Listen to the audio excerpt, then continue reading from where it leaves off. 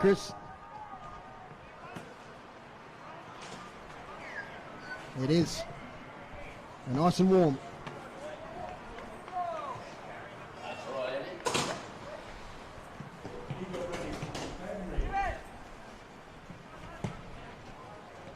Thanks, Chris.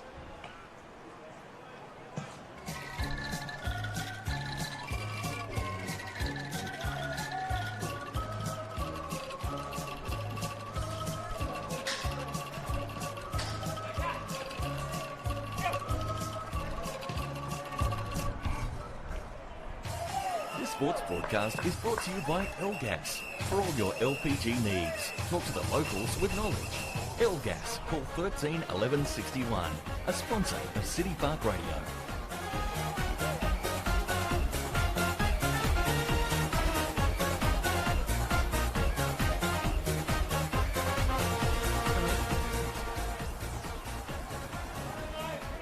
Good afternoon and welcome to TSL footy here at Windsor Park. Massive clash this afternoon. Northern Derby, Launceston versus North Launceston. And the stakes are pretty high, especially for North Launceston, as they're in a real logjam at the moment in the middle of the ladder, looking for a finals berth up against Clarence and Lauderdale for that third and fourth spot. So a lot on the line. Launceston, of course, going on their merry way, pretty much got top spot locked up, and they want to make sure they have a convincing win over their northern rivals this afternoon. Let's introduce the team, and firstly to my left, good afternoon, Rob Soward. Good afternoon, Dave, and good afternoon, listeners. Great to be here at a real winter's day here at Windsor Park, Dave. Absolutely, and we haven't put you out there today, and we're a bit of a skeleton crew today because we've got no of our boundary riders. They're all otherwise occupied, and poor old Rubes, who's usually to my right, he was out with the health and safety protocols. He is the boundary riders union. He's watching though. Wouldn't have had us out there today, Dave. It's a bit of not a good boundary rider day, but as they always say, the listeners won't miss out on a weather report today, and as the old saying goes, if you want to see the weather, have a look out the window. There Absolutely. we go. It's a bit bleak here. Not raining at the moment. Our expert commentator this afternoon, welcome to Michael Maxie Walker. G'day, Max. Good afternoon, Dave and Rob, and good afternoon, listeners. I thought it was a budget cut. New financial year, cut back to 3 guys. I didn't think the budget was stretching that far, but that's good to hear that Groves is on the mend. Welcome, listeners, and today is what I would declare a genuine Tasmanian football day. Absolutely. Overcast, a bit of breeze, there's a few puddles on the ground, and for those people who are listening, just painting the picture, if you think about what footy should be like, not like how you see it in the AFL and all on these nice green, pristine grounds. We've got here a genuine game of footy today in genuine Tassie football conditions, so which I think will be a fairly, well, I'm hoping as well, a fairly closely contested contest. The weather, I think, will favour North Launceston a little bit, and we all know that Launceston have the greatest skill level, but I certainly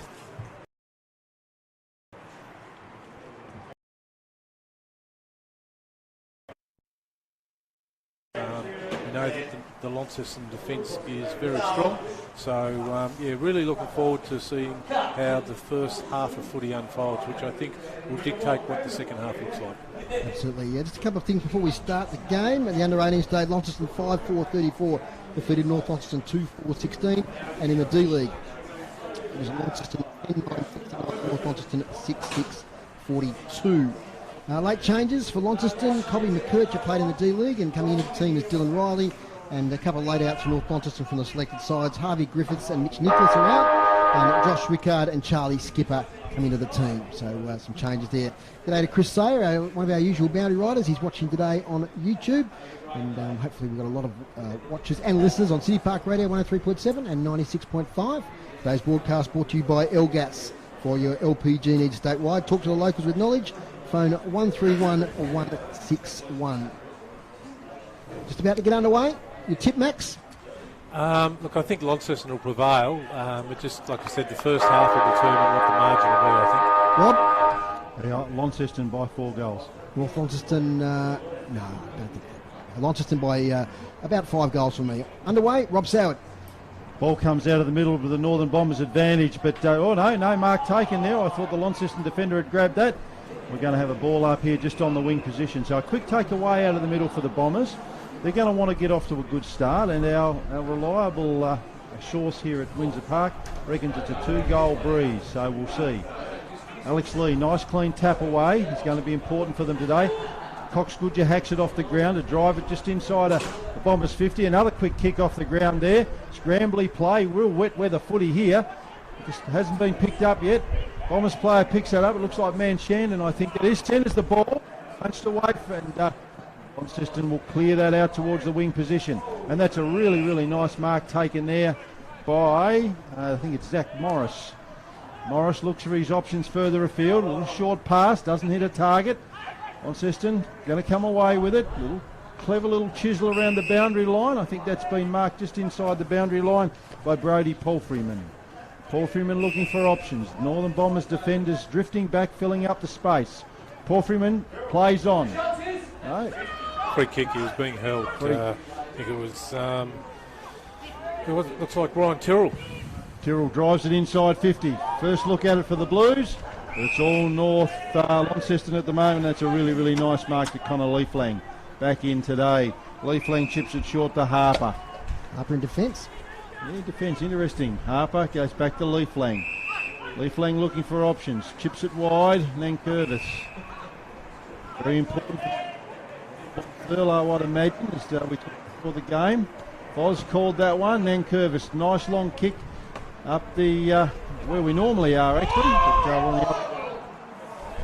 But held up just outside 50. And the umpire says, no, the umpire's paid a free kick. And it's going to be the Northern Bombers' way. Tommy Bennett, if you're down in defence, in a low-scoring game today, he goes low with the kick. And finds a teammate there in Will Harper, second possession, second mark. Looks sideways for the switch. Good left foot kick. Goes short, does beautifully on this occasion. Finds his coach in Brad Cox Goodger. Cox Goodger chips the kick towards half forward. Nearly a mark taken there by Lee. On the follow-up, he can't pick it up. Stacks on. And that's going to be ball up. So, right start here. We saw the Tigers kick a goal in the first 30 seconds last week. And then Blues responded with 4 in a row. Up it goes. Lee wins the tap. Not effective. Quick kick out of congestion there by Seymour. Spills to Taylor. He's kicking, looking for Thurlow. Has to jump on his opponent. Can he pick it up? Wet, slippery ball. He does nicely. Wheels around. Shoots for goal. Thurlow, 8 last week. And he's kicked one already. First goal of the game, Jackson Thurlow. Slotted it from 45 on the right.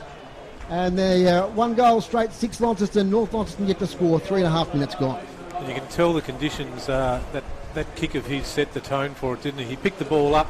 On a normal day, he would have just turned around and shrugged the tackle off, but the Bennett who was chasing him as well, they were both very conscious of just keeping their feet. Like it was like, let's just roll around real slowly because we don't want to fall over this early in the game, and just strolled in and kicked the goal, an easy goal in the end. And I think that the North Launceston coaching staff would be demanding a bit more pressure to be on the likes of Thurlow, all these guys, than what there was then. Absolutely. Ball back in the centre of the ground. I'll come back to Thurlow in a moment in that matchup. Lee versus Groenewegen. Break even. Groenewegen way to Launceston's advantage. Bombers are going to mop up though. Back to Lee. Quick kick forward. No one in particular. Players slipping and sliding. Beats everyone. Over the back there. That's gathered by Pearce. Heads in towards goal. And that's a great mark. Very, very good mark there by Theo Ives. That's a terrific grab with a slippery ball on a wet day. And he's really going to want to make Launceston pay for that. But North Launceston wanted that a little bit more. And as such, Ives is going to be lining up for their first goal of the day. Going to kick it from around about 40 metres as he moves in. Nice approach. Strikes the ball well off the left foot. Straight over the goal umpire's hat, and the Northern Bombers are on the board. 1 goal, straight 6. And that's drawn them level with Launceston, 1 goal, straight 6. And before I flick to Max, we were talking before the game who'd get the job on Thurlow. And interestingly so far, Fletcher Bennett standing in, Max, which is interesting given Bennett's importance to the Bombers as an intercept defender. Absolutely it is, and it is a bit of surprise. I thought Nankervis, someone would have went to him, but Nankervis looks like he's playing on Hines when Hines is going forward. But just getting back to that good, smart, clever kick by, who was it? Pierce there on the inside out of his right. 4 ives, and he finished, no problem at all. Back in the middle, Lee wins the tap. No one can pick it up. So the secondary ball up, I'd say, is the players that tackled to the ground. In fact, no, we've got a holding the ball to adjudicated. Seymour at the bottom. Devil. And also from Bernie, he goes towards half forward. Fine there was Smith. He couldn't take the mark. In fact, he thumped it away in the end. Ball on the ground. Long way away from us here. Still a chance for goal. Here's it kicked off the ground. It is, it's a goal. I think that's Josh Rickard that kicked it through. Just wait till he turns around. The number 35, late inclusion. And that's a goal to North Launceston. And return, I'm pretty sure it's Josh Rickard. And that's North Launceston. They do have the breeze in this first quarter. Launceston 1 goal.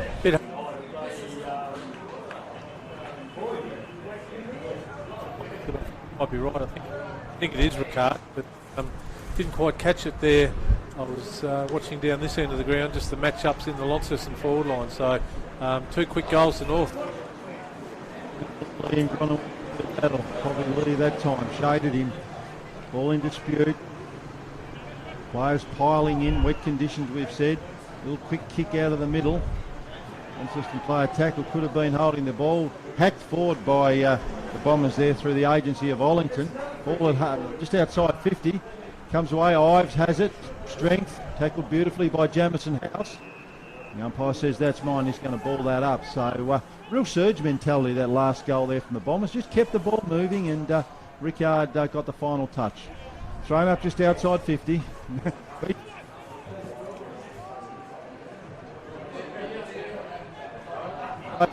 Quick kick for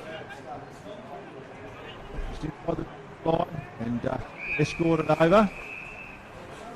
And, the umpire's going to throw that in. Now blind spot on the other side here, just on the true wing position. Real arm wrestle at the moment as both sides fighting for ascendancy. Umpire throws it in. Lee from position, nice clever little tap. Quick kick off the ground. That's going to be the story of today, keeping it moving. Players pile in. Umpire says that's mine, going to be another ball up. Real wet weather footy. Just trying to keep the ball moving at all costs. Umpire clears them out. Ball goes in the air. Nice tap there. Taken away beautifully by Cox Goodger. Swings onto his left. Heads for home with the breach behind him. Brad Cox Goodger. How many times have we seen him do that over the years? That's a really, really clever piece of play. Read the tap beautifully. And he's put the Bombers' 3rd goal on the board for the day. There was certainly no doubt there, Rob, as to who had the ball there. Everyone's eyes lights up. Even the opposition's eyes light up, I reckon, when he gets the ball from 50, 60 metres out. Just a nice, gentle tap, played it off the back of the pack, had the momentum going. He knew where he needed to go. The only people who didn't realise where he was going was the Launceston on-ballers around that contest. It wasn't their best defending there. And as we know, when Brad Cox Goodger gets it from 50, 60 out on the run, you can nearly put it down in the book. Well, it's a fast start. I think it might be low scoring. We've had 4 goals in the first 10 minutes. 3 to North Launceston. We've got the breeze. 1 to Launceston. So we're going to get another ball up in the centre of the ground. So goals to Cox, Goodger, Rickard and Ives for the Bombers, and 1 to Jackson Thurlow for the Blues.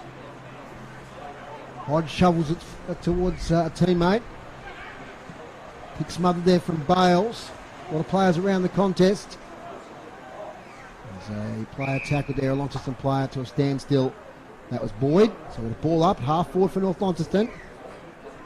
So good start, because they won the final here last year, dramatic circumstances. Bailey Gillow kicks it forward, finds Taylor, who set up that first goal to Thurlow. Brendan Taylor goes to the eastern side of the ground. He's looking for Thurlow. Has to lay the spoil, couldn't quite get to the fall. And looks like we had a high tackle there on the North Launceston player at half back. Fletcher Bennett. That's Rob, so he's got a free kick at left half back. 10 minutes gone.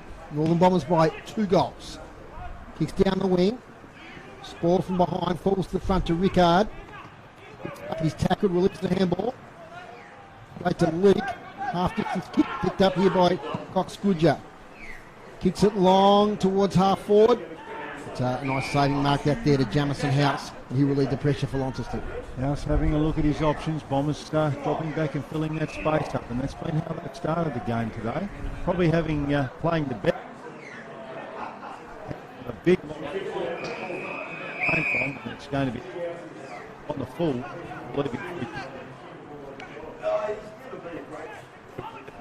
The ball 50-60 metres with this little breeze, just to get it in there and make it a bit more chaotic for the Launceston defenders. Absolutely, and that's exactly what he's done, headed in the direction of Bennett.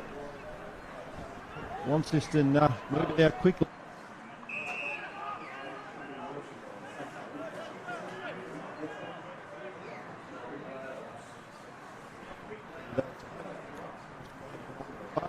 Back with the breeze behind him, I like his chances here. It's going to let outside the 50, I reckon, when he hits it.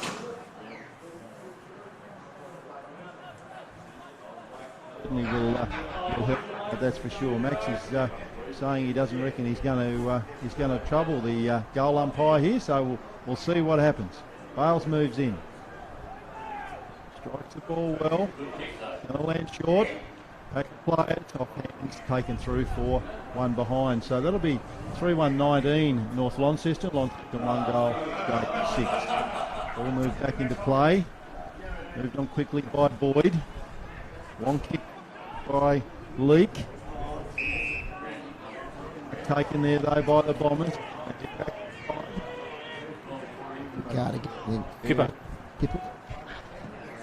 Nice strike. Long kick inside 50. That's going to beat everyone. What a goal! Well, no Launceston defenders near the goal line, and gee whiz, that's going to hurt you, Max, isn't it? That sort of stuff. What a great strike from Skipper. I think got it right the first time. I think it might have been Rickard again. I've just got my glove. 5. Well, it's a great start for the player who was an emergency, Max, and now 2 goals. Fantastic. Absolutely. And yeah, I saw the 5 on the back, Dave, and I thought it might have been Skipper. I didn't actually, the 3 and the 4. A bit hard to get the 3 and the 4 mixed up, but if anyone can do it, I can. And I did. It's a great goal to North Launceston, and yes, they do have the breeze, but you've got to make use of it, and they are at the moment. They've kicked 4 goals in the first 13 and a half minutes of this contest. Butler throws it up. Lee wins a tap beautifully down to Ollington. Good understanding there. Ollington kicks forward, but only as far as Boyd, who takes it at half back. So Boyd leans back in a kick up here looking for Wright. He marks it left half back. Plays on, goes wide here towards Brown. Gets it just inside the boundary line. So they're building an attacking move here. Low into the breeze from Brown. Clears the contest to Leaf Lang. Fumbles a little. Picks it up now, gets it to Bales. Handballs on to Ollington. Ollington has support from Cox Goodger, but he goes himself. The long kick up here.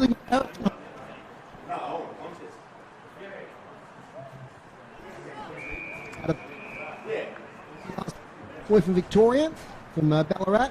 Played with the Greater Western Victorian Rebels in the NAB League a few years back. Got a good size about him, hasn't he? Had some injury worries this year so far. That's why we haven't seen much of him, but kicked 3 last week. Boundary throw-in. To the fall of the ball is Bennett. Can't pick it up. Off the ground by House. Cross towards the boundary line. Ricardo will get there first. He's wrestled away from it by Boyd. Chance now for Casey Brown. Up against Skipper. Doing well again is Rickard, having a great first quarter. Can't get effective possession. I think he's pinned for a throw on this occasion. Play on as the call. To the wing here looking for Leaf Lang. He'd be happy to see it over, and it is. Boundary throw-in. Been playing 14, nearly 15 minutes. It's North Launceston 25, the Blues 6. The difference between the two sides at the moment, I think, is Launceston are playing more dry weather footy, whereas Northern Bombers are doing really, really smart. They're just keeping the ball moving across, real wet weather footy, and they're being rewarded. See what the Blues do. Boundary throw in on the wing position. Nice long throw. Lee takes it out of the air. Quick kick but he's kicked it straight to, I think that's Boyd there. A nice strong mark in defence for Launceston. Boyd goes back to Brown. Brown heads inboard. He should have taken, and he's surrounded now. Cox Goodger with a great tackle. Very lucky there, the Launceston player, not to be pinged for holding the ball. It's Miller Hodge there, I think.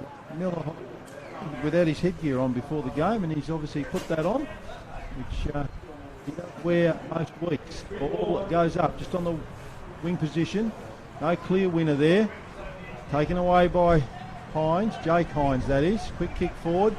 Launceston trying to get the ball moving, but out there by the Bombers, very desperate. Cox Goodger just hacks it forward, and it's going to beat everyone and just roll over, just around from where the ball up was a moment ago. So no clear territory advantage in the last couple of minutes with that passage of play, but plenty of desperation. Real classic wet weather footy day. Still in that wing. It's where I handed over to you, Rob, about 2 minutes ago, but it hasn't gone very far. Big contest in this first quarter. Northern Bombers doing well with the breeze. Long way to go though before quarter time. A lot of players around the contest. Cox Goodger lays a tackle, and we'll have another ball up. Just looking at another crucial game today. Clarence and Lauderdale, 13 lead Lauderdale 8. We'll get a report on that game at half time. As we've got shepherding in the ruck contest here, says umpire Nick Butler. So he's going to break open this fairly negative passage of play by giving a free kick to Alex Lee. The big ruckman kicks nicely with the breeze towards half forward.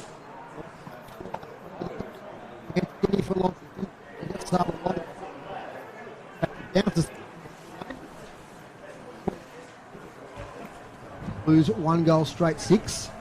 They kicked the first goal of the quarter through Thurlow, and the Bombers responded with the next 4 as Wright kicks long out of defence, looking for Seymour. Lovely kick and strong mark by the champion from Launceston Footy Club, Fletcher Seymour, having a great season. He signals instructions and kicks it to the wing. Lee is in the front position. Ball from behind by Lee Flang. Lee picks it up quickly and kicks it forward. That's the objective of both teams at the moment, get territory, as Tuddle is tackled over the boundary line. Ground heavy. You can probably see those watching the stream. Got a number of puddles. We haven't had any rain in this game as yet. A few showers in the D League, but a bit of rain overnight. Boundary throw in again. Taken by House. Kicks high, or hold up in the breeze. 10 players fly for it. Knocked away by Nankervis. Jaden Hines takes it. He's tackled, manages to get a kick away, and does well. And Gillow marks there at halfback. So you look at his options, Gillow. Looks left, looks right, and then goes back very, very short to Seymour. Plays on. I don't think that was the required distance. Jake Smith with quick hands. Hodge kicks it forward, but it's all Tom Bennett there at the moment. Tom Bennett taking a great relieving mark, and he moves it out quickly out in the direction of, I think that was Lee Flang. Lee Flang sends it out.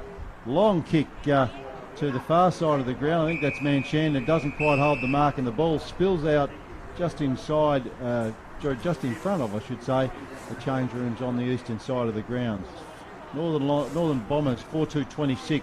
Launceston 1 goal straight 6. 19 minutes gone in the first quarter here at Windsor Park. Ball comes in. Lee taken out of the air beautifully there by the Launceston player in Harper. High kick. Pack of players forms.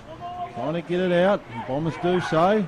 Head into another long kick inside 50. And that's a fantastic mark. Tom Bennett, just like he's picking apples. He's just put the hand out and boom, it's stuck. And he's going to go back and take a shot for goal. He'll be about 50 metres out when he kicks it, but it certainly won't be any problems with that strong breeze behind him. And Maxie Walker has already signalled. He's pulled the triggers, Max, and he said he reckons it's going to be a goal. So we'll see if he's right. Bennett moves in. Kicks beautifully. Pushed it across the face. The umpire said that's one behind. So unlucky. Maxie certainly had no problems with the trip with that strong breeze behind him.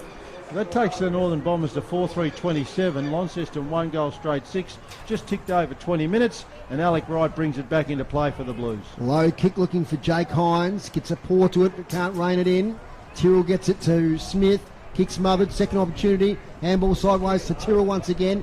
Overcooks the kick for Hines. It's out of bounds on the full. And a real blustery norwesterly today here. It's forecast to get stronger as the day goes on. Leaflang, long kick, gets 50 metres. Tom Bennett, quick snap to the goal square. Pearce should go, and he does. No, oh, he doesn't. I thought he was maybe had a chance to pick that up. He got off the ground. He had heaps of time to pick it up, though. He had more. Well, I think thought he had more time than he actually. He actually had more time than what he was expecting there. As Lee now picks it up, kicks to the goal square. All Launceston back there, and I think that's Boyd back there takes the mark. That's probably going to be 50. No, lucky. And Shandon there. Attention after the mark was taken to Jacob Boyd. So yeah, up there for Pearce to kick that fifth goal. Easy from up here, of course. There's a long kick. Comes to half back. Mark taken. A lot of the play over the other side of the ground today. That's Jackie Avent. He's in front of the North Lonnie change rooms over there. He fancies himself. Man on the mark right on the pain of 50.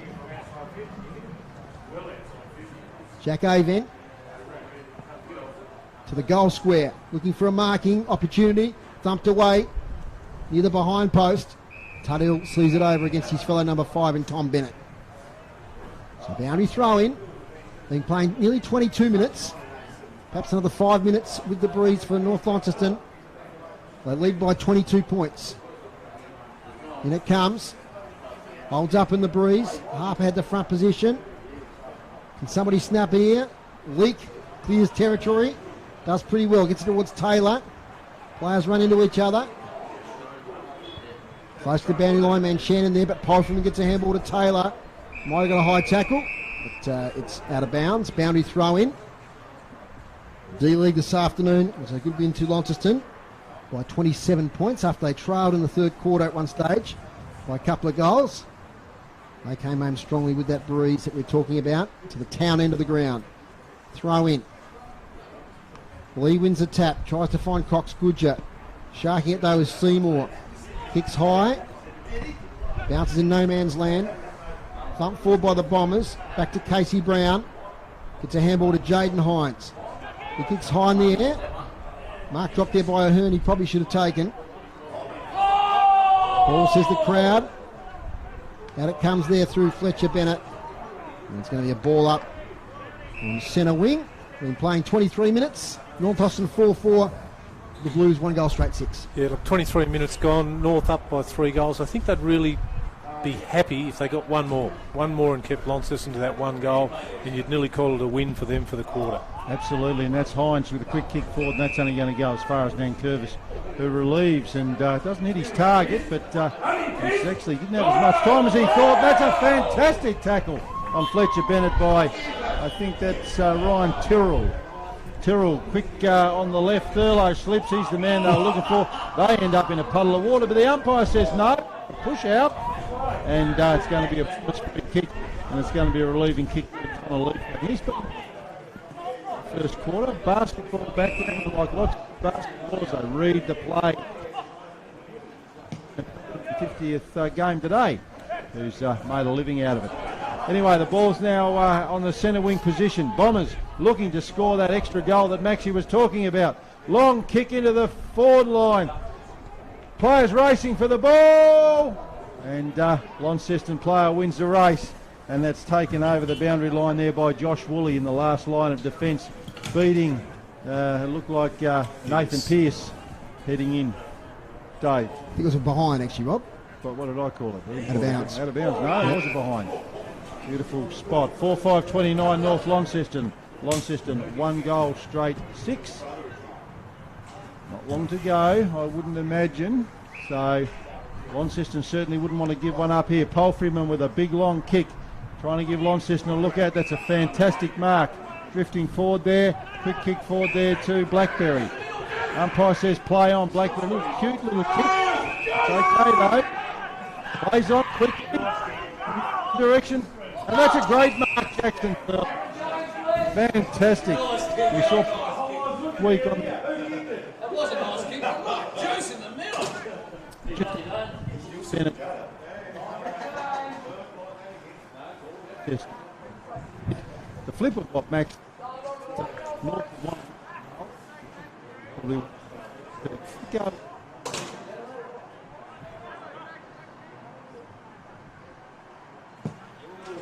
Below moves in. Was never ever on.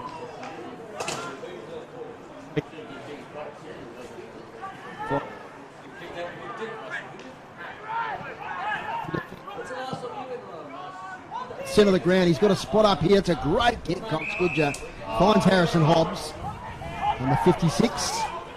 It goes sideways. Maybe the more direct route might have been the thing to do late in the quarter because it's given time for Launceston to get players back. Ives has it. Underground kick here. Trying to spot up a teammate. House has got it though. For Launceston. Polfreman, not a great handball. Gets it back though to Brody Polfreman. This time he kicks. Wrestle Thurlow and Fletcher Bennett. What a great matchup that is. Ends up going out of bounds. Cox Goodger certainly sensed the moment there with the long kick and then all that good work of him taking the kick, getting it into the centre real quickly, just come undone by that inexperienced guys going, oh well, our role is to chip it around instead of just continually going down and getting an opportunity to kick another goal. Dowdy throw in. Harper gets it here towards Taylor, picks it up, weaves his way through traffic well, gets it to right. Oh, it's a lovely diving mark. Wait to the player turns around in. It's a Hubbard. Ethan Hubbard there at half back. He gets it now to Hobbs. He's had a bit of it in this quarter. Nice kick from Hobbs, finds Rickard. 2 goals, quarter number 1. Handball's over the top here. Finds back.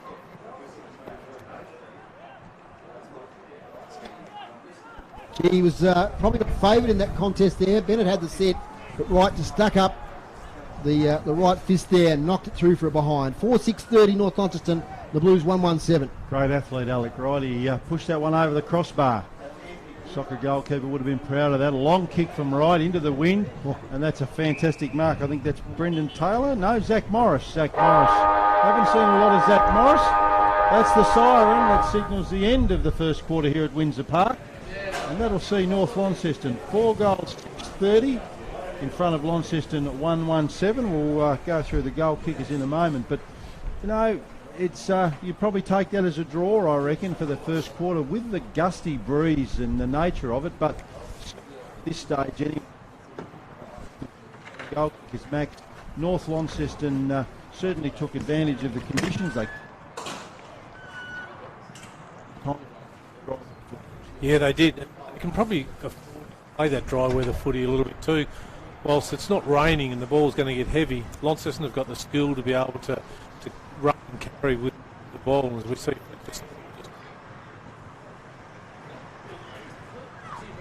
North Launceston Bombers group, but I think Launceston did reasonably well there under the conditions that they were under. North theory was they can get in quickly, and we saw that by constant long kicks. What that did, the play the ball, it made them a little bit nervous.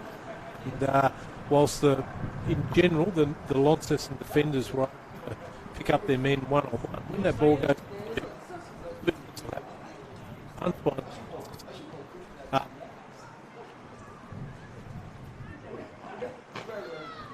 and when the ball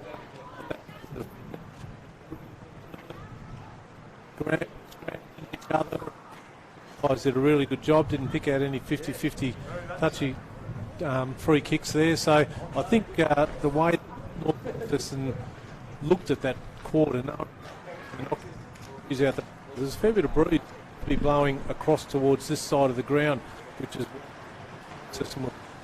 defensively when they were trying to bring the ball out, because then they're not kicking it straight back in if Launceston can get it. But yeah, happy with 6 goals 4 rather than 4 goals 6. A couple of them were achievable there. We thought Pearce could have had a bit more time than he did have.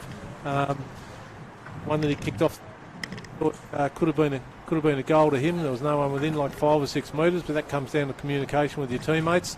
And Launceston kicked the first goal of the game through Thurlow, and it looked quite ominous because they did it very easily. But overall, I think both sides at the moment would be reasonably happy. The big thing in this quarter, I think, will be when you look at the matchups in the Launceston forward line. You've got Fletcher Bennett on Thurlow. Lockie Mitchell has been lining up on Dylan Riley. You've got Zach Morris down there, take a mark as well. So I don't will see the Launceston Blues bombing it in. They did. They'll be their targets a lot more than what North did that quarter. Goal kickers, Max. Quick check of the goal kickers. Yep, 2 to Josh Rickard for North Launceston, 1 to Ives, 1 to Cox Goodger, 1 to what have we got there? Joshy Rickard. Josh Rickard, yes, 2 there. And the sole kicker for Launceston was Jackson Thurlow. Okay, quarter time here at the Windsor Park. And it's in a moment. We all love Launceston City Park Radio, your local radio station. If you support City Park Radio through a membership in 2022, LGAS would like to say thank you. And as a way of saying thanks, we'll take $10 for your next LPG delivery.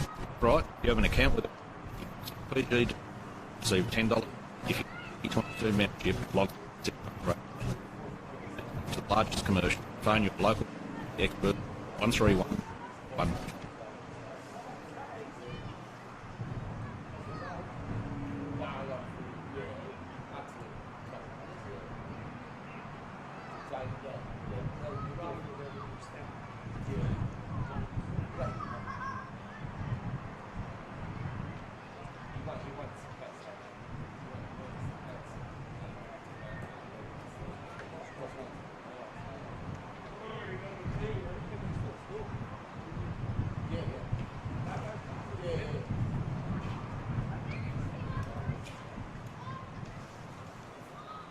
Launceston. We are proud to announce that we have received the Harcourt's #1 Agent Award for Tasmania's individual client experience. Working under the Harcourt's banner collectively for almost 30 years, we have the experience, training and knowledge to help you get the results you are looking for. Call us for a free appraisal today and ask to speak with Team Hawkins. And try the Hawkins experience for yourself. Team Hawkins, a sponsor of City Park Radio. This sports broadcast is brought to you by LGAS. For all your LPG needs, talk to the locals with knowledge. LGAS, call 13 11 61, a sponsor of City Park Radio. Welcome back here to Windsor Park. Rob Soward. Players to get ready to take up their positions in the second quarter. Rob Soward here at Windsor Park with Dave Moore and Michael Maxie Walker. We're running the virtual boundary rider today. No boundary riders, but I reckon Mitch Thorpe would have been a little disappointed with parts of the Blues game that quarter, and I'm sure, knowing Brad Cox-Goodger, he'd be very, very positive about the start. Got a bit of push and shove going on in the middle there, Max, as players move to take up their position, and a bit like something out of WrestleMania there. There's people falling over, Cox-Goodger and Hines, bit of push and shove. Umpire's right on the spot though. Ball hasn't even been bounced. We haven't had the siren or anything to start the quarter. Throw up. They'll come back to the centre real quick. Yeah, absolutely. Bit of push and shove. But certainly, Max, as you were saying, as we headed into that quarter time break, North Launceston probably would have liked another goal. Launceston be happy with that as it was. So we'll see how things line up here. Hines is going forward. It looks like for the got the siren. That'll soon knock out the nonsense, as you say, Max. Ball goes up in the middle of the ground, and the ruckman do battle lead with first hand on. It's going to come away to the Blues through the agency there of Jake Smith. Blackberry, quick kick forward, giving his forwards a look at it. It's going to be picked up though by the Bombers. Players descend, running into the open goal. Oh no, he's had more time than he thought there, JB Harper. He's pulled the trigger a bit early on that one, pushed it across the face, but he did have a good look at that, and had a bit more time than he thought, which can happen sometimes when you've got pressure and that breeze behind you. Big long kick there from Bennett out of the 50 for the Bombers. Ball heading back in though, scrambly play. Fletcher Seymour trying to break a tackle, caught. Umpire says it's my ball, he's going to ball it up. Seymour probably a little lucky there, getting a bit of extra attention while he's on the ground. Interesting to see that they defended to that side, Rob, because when you kick the ball, it's flowing to that end in that direction like a south-westerly down into that corner. So when you get a free kick like Launceston have here, they've got the wind directly behind them. So if you defend to this side, which Launceston did in that first quarter, kicking against the cross breeze. So poor kicking there, I thought, by Fletcher Bennett, that target. It was. It's a great bit of observation you've made. That it's going to give Launceston a look at it, and Seymour will have no trouble with the trip. He's got no trouble with the accuracy, and that's just the start Launceston wanted to get this second quarter off to a flyer. Launceston moved to 2 goals to 14, trailing North Launceston 4-6-30. But Max, as you touched on in your analysis a moment ago, costly mistake, kicking to the wrong side of the ground, a bit of nonsense with Seymour, gets a nice easy shot at goal. Very easy, and I've come back to the centre now and see Harper going forward. Free kick to North in the middle for some reason. There must have been a bit of an indiscretion, so not quite sure what happened there. Alex Lee showing his pace, running around Groenewegen on the mark. Kicks it inside 50, picked up by Wright. He's taken from behind by Ollington. Took a long time to release it. Jaden Hines in there. Jamison House, little kick. Only as far as Cox Goodger on 50. Kicks low here towards Bennett, skillfully. Pearce has got it now. Tries for the free kick there. Didn't get one high. Leak tries to get a contact on a kick. Gee, it's old-fashioned wet weather footy here now. Taken by Gillow. All we're missing are the lace-up Guernseys, Dave. It's that real classic old-style footy, isn't it? Yep, certainly is. Umpire Nick Butler's going to throw it up. First quarter, Wright 7 possessions, Seymour 6, Boyd 6 for Launceston. Major possession winners. Taken here by Pearce, he lays on top of it. And it's going to be another ball up. Also Fletcher Bennett. 2 touches in the first quarter. Brad Cox good just 6. Thanks to the Launceston Stats guys for that information. Little kick from Tuddle finds Gillow. Gillow right in front of us here in our commentary position. Hadn't had much to play in front of us this afternoon. It's been all down at the town end. Bumped away from the contest, close to the boundary line. Jaden Hines kicks it off the ground, gets territory. Sliding in there is Thurlow, and eventually goes out of bounds. Boundary throw in. So 3 minutes in, and the Northern Bombers 16 points up. Goal to Seymour in this quarter with the breeze. So we'll get a much better read on this game at half time. Boundary throw in. Drops a bit short. Lee gets towards Jackie Avant. He handballs away to man Shandon. Gets out of a tackle. Kicks here looking for Bennett. Flies high. Over the back though it's Alec Wright. Wright cruises off the mark. Kicks long towards half forward. Taylor is there. Good sport at the front there from the Bombers. Taking it as Will Harper. He can't escape a tackle. And another ball up at half forward. So TSL scores at the moment. It's Tigers 57 to North Hobart 18. And Clarence 21 lead Lauderdale 20. We've got a report on that game at half time. Out it comes. No one can pick it up. And it's got another ball up. North Launceston will like this. Every minute that goes by, Rob, that they're not scoring goals, the Northern Bombers will be happy. They will, and they've certainly, they won't want Launceston to get away from them. Ball goes up, Seymour picks it up out of a puddle. Quick kick forward there from Miller Hodge. It's going to be inside 50. Plenty of players around the ball. Lots of pressure there from the Bombers' defence, and a quick kick forward there by the Blues. Has gone out of bounds in the forward pocket. Kind of a boundary throw in. Just around there from the Launceston goals. They'll be looking to do something here, but certainly don't have a lot of space to work in. Very, very crowded forward line as the boundary umpire prepares to throw the ball in. Which he does. Nice throw in. Nice big punch there from Lee. Bombers come away with it. Plenty of players around the ball. Quick kick forward there. Bombers trying to just surge the football forward. Pearce off the ground. Brendan Tuthill, I should say, that is, drives it back into the 50 for Launceston. And that's almost a mark there by the Northern Bombers. Player, ball hacked forward, beats everyone. Players surging around the ball, trying to pick it up. Hodge. Hines, I should say that was. That's taken back there. Is that Leafling? I think that is. Goes out to the far side of the ground. That's a really nice mark there by Fletcher Bennett. Almost looked to set it up. Going to that side of the ground that Maxie talked about. Wants us to defend it to this side of the ground. Bennett chopped out. No, Launceston going to come away with it. Long kick then. I can't quite see that player's number. Heads in. Big pack of players. going to be the agency of that up there all day, I would say. Wet conditions, slippery conditions, and that breeze, there's going to be lots of bodies around the ball. So if Groobs was here, he'd be flat out with a number of hit-outs and clearances today. He would, Dave. He's listening. G'day, Groobs. As Lee gets the hit out. Turning out was Hubbard. It's a short distance kick here, looking for man Shannon. He picks it up. Can't keep his feet. Taylor snaps and misses to the right. But then Taylor. So behind there to Launceston. It's 2-4-16 now. To 4-6-30. Just a bit of local footy, Dave, quickly as they bring that ball back in. Quarter time at Bracknell. Longford 3-6-24. Bracknell 1-3-9.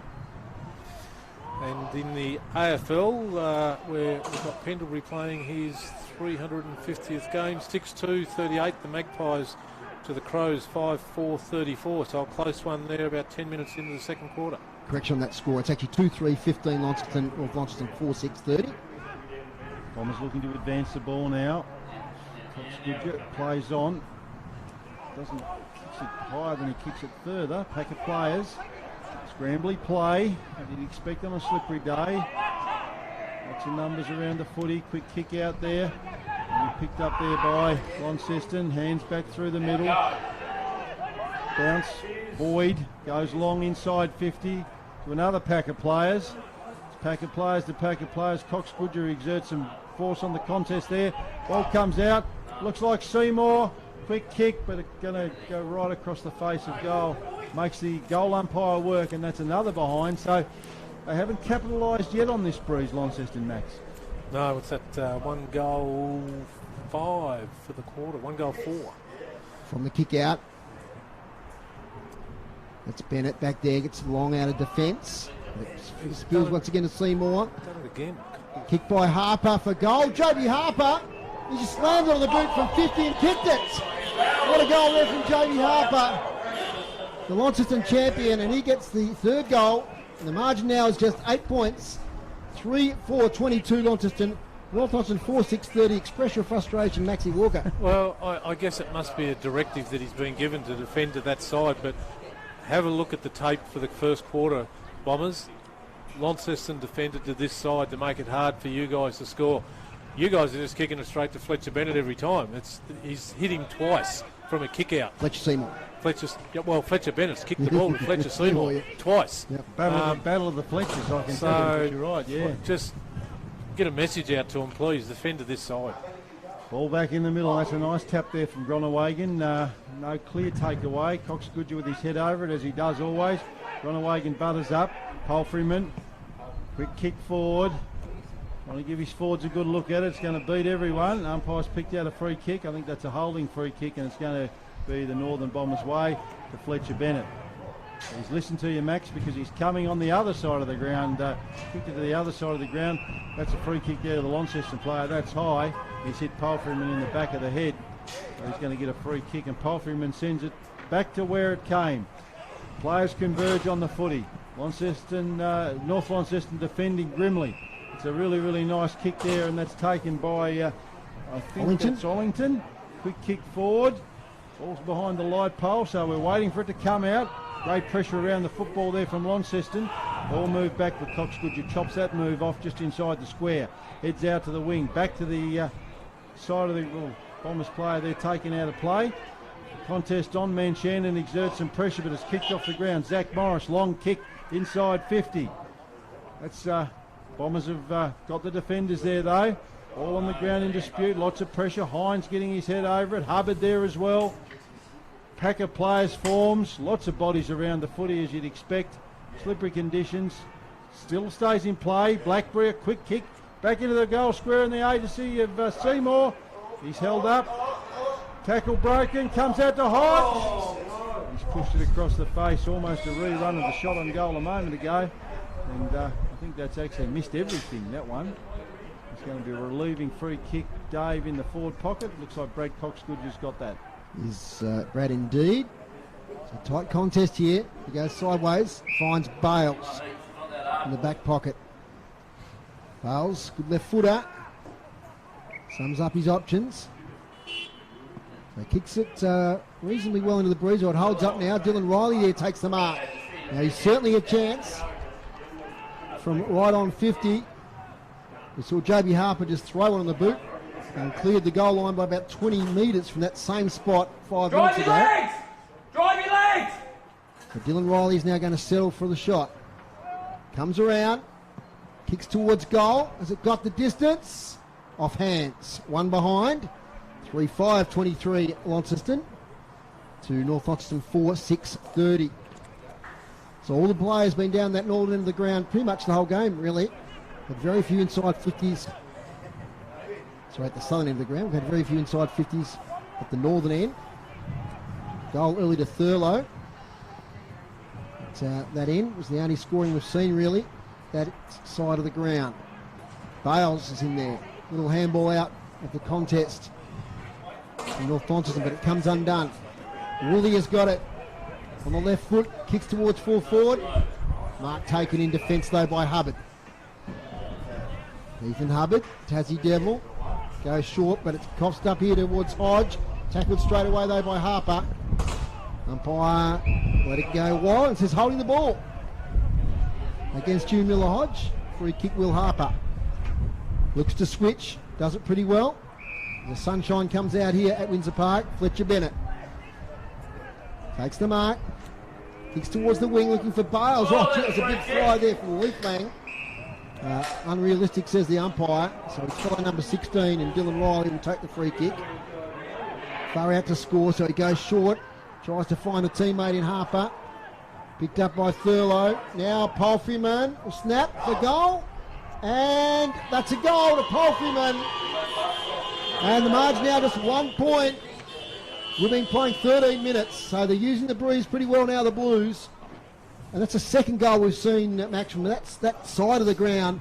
And you can get it on the breeze there. If you throw it on the boot, you hit it nicely, you can get it through the goals there easily. Yep, give it a bit of air time and the wind's doing the rest for you, just carrying it that extra 10 or 15 metres. Only just made it over the line then, and Brody's not the longest kick in the world. Uses a 9 wedge most of the time with his kicks, gets a lot of air, which for that situation there was spot on and worked to his benefit. So, yeah, 3 or 4 of their goals have come from those, or in the game itself, from set shots or just thrown on the boot from that around about the 50-metre arc on all occasions. So the spot to be if you want to kick a goal. Lee with the big punch forward. Coxgood could have got a free kick held there. Palfreyman, quick kick forward for Launceston. Players battling for the footy. Going to come away through the agency of Groenewegen. Quick hand pass forward. Intercepted though by the Bombers. The umpire's going to say that's my ball and he's going to ball it up. It's on the wing position, just wide of the centre square. Clearing the players out. Ball goes up. Groenewegen in the lead. Groenewegen, nice tap. Taken away though. Manchandon, quick kick forward. Blackberry looking to try and put some pressure on the football. Launceston with the numbers around it. Jaden Hines, quick left foot forward. And that's a really, really nice mark taken. Quick play on there. Ball moved in quickly. And that's a really, really nice mark taken there by the Launceston player in Jackson Thurlow. Dylan Riley, who got the assist there, Rob. So he's starting to work his way into the game, Max. Yeah, he has. And I was watching him in the first quarter. He's got to learn to play a different role. Like 2 or 3 seasons ago, he was the forward for this team. Whereas now they've got Morris, Thurlow, Hines and Riley when he's fit to play. All right, moves in. Strikes it nicely. Strikes it really nicely. And that's a really, really important goal to Launceston as they're really starting to capitalise on this breeze. The Blues move to 5-5-35 and they've hit the front. North Launceston 4-6-30, and as Dave said, Max, in the call a moment or two ago, we haven't seen much of the ball inside the North Launceston 50 this quarter. No, I've seen very little of it actually. The inside 50s grooves, if you're listening, it's about 17-4 I think in this quarter, but yeah, they just can't penetrate past centre half forward, the Bombers, and they're getting first use of the ball off the ruck work of Lee as well, so they've just got to start winning a few out of the middle. 5-5-35 Launceston, North Launceston 4-6-30. 2 goals now to Jackson Thurlow. Now we've got a player down, holding his head. It looks like it's Brody Palfreyman. Jake Smith. Jake Smith just, Charlie Skipper got him a bit high in the tackle there, and yeah. Long kick from Gillow towards full forward, and Thurlow takes another one. Jackson Thurlow, vice-like grip in the wet conditions. He had that front position, and his opponent there Fletcher Bennett. Tried valiantly to spoil, but it was just a great wet weather day mark from Jackson Thurlow. He could kick 2 in a minute here and put the margin out to a couple of goals. Thurlow for goal number 3. Right in front, 35 out, kicks it beautifully, and that's 2 goals in quick succession to the Launceston champion Jackson Thurlow. And they go out now to 6-5-41, North Launceston 4-6-30, 3 goals now to Thurlow. Yeah, three important goals as well, certainly with this breeze too. And North will be a little bit concerned at the moment. Probably got another good 10 or 11 minutes to play in this quarter, and already Launceston have outscored them by 0 goals to 5. So they'd want to be able to stem this. I'd be pushing one of your wingers, starting them at the back of the square and getting that extra man in defence just to try and shut it down and stop their scoring. He's up in the middle. Ruckman do battle. Smith with first hands on for Launceston. Umpire says he's going to have a re-go of that one. Adelaide Crows in front against the Magpies. Good result there if it was the end of the game for everyone. Go the Crows. Ball goes up in the middle again. Joby Harper comes away though. Alex Lee playing the roving role there.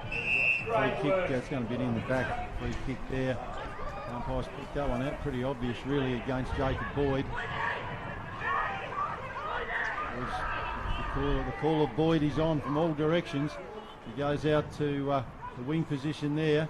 Beats Jake Hines. Bombers have got numbers around the ball. Lots of bodies thrown in hard there on that one. Real wet weather footy, as we've said. Trickling out. Held up there by Jake Hines again. Dave? Yes, down at Skybus Oval. Clarence 4-4-28, Lee Lauderdale 3-3-21. That's a pretty good one, as you called earlier. Ball's thrown up there. Cut by Lee. Harper knocked off it. Umpires found a free kick, and that's going to be to Joby Harper. Knocked off the football in that ruck contest. Goes long into the forward line, giving his forward a look at it. Beats everyone, including the three North Launceston defenders that were there, setting up beautifully. That ball had have come out. It's out of bounds in the forward pocket. Launceston deep into attack. North Launceston certainly won't want them to score here, because that's going to really pose them some problems. Big long throw in from the umpire. Lots of players around the footy. Ooh, could have been a sling tackle there. The umpire said no, that's holding the ball. Wow. Holding the ball. Picked him up above his shoulders and dumped him, but obviously can't have the ball. You've got to get rid of the ball when you have it like that. He's found a free kick there. I think that's Jake Hines walking back. Going to have a shot on goal. It will be his first shot on goal today. Prolific goal scorer for Launceston through the season. I think kicked 10 here the other day. Moves in, shouldn't miss, and doesn't. Straight over the goal umpire's head. So they'll take Launceston to 7-5-47. North Launceston 4-6-30, and that score hasn't moved for North Launceston since quarter time.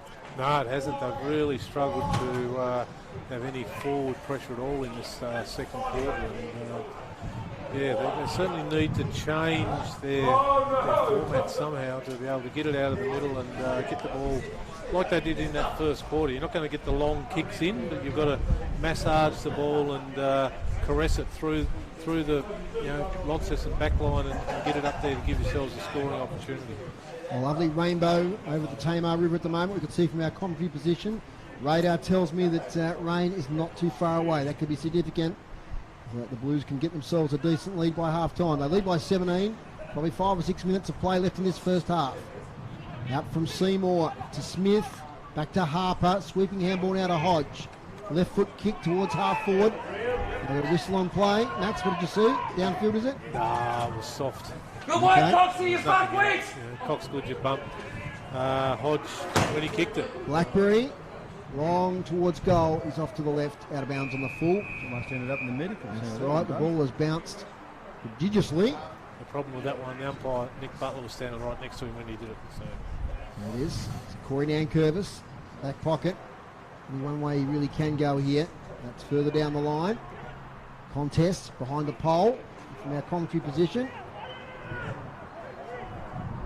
It's a scrimmage. Lockie Mitchell there. I can see the number 36 dives on top. All Blacks will be proud of that one, Dave. That was a Absolutely. very, very good rolling maul on the far side of the ground. Wallabies tonight against England at the SCG. Last game of the SCG too. Yep. Rugby test. Out it comes. Hollington gets towards Fletcher Bennett.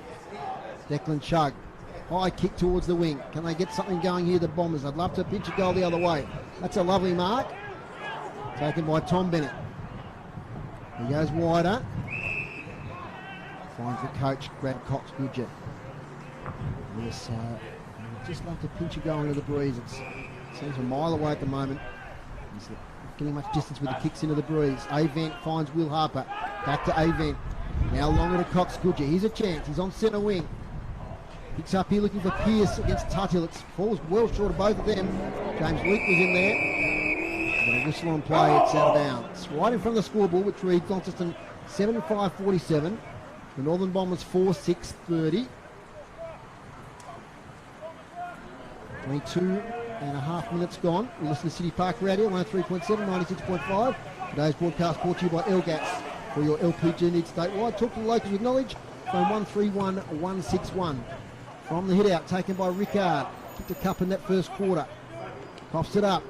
Going in hard there was Newitt. The ball just seems to float towards that ground, end of the ground at the moment. Even when it's on the ground, it seems to head towards that southern end of the Windsor Park. Harper bustles it now towards Riley. Weaves through. Kick around the corner. Taken here by Polfram, gets through traffic. Another kick around the corner. Up here towards full forward. Hines is in there. So it's Thurlow.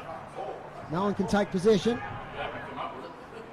Player tries to emerge. Tackle laid by Hubbard. So 7-5 to 4-6. 23 minutes gone. Here's Rob Soward for City Park Radio Sport. Launceston deep into attack, and the Bombers certainly won't want to give one up here late in the quarter. The guy throws it up. Getting out towards the boundary line. That's a quick kick forward. It's see who took that off the pack. It was Dylan Riley, who's poked at it and poked it through for one behind, which takes Launceston to 7-7-49. North Launceston 4-6-30.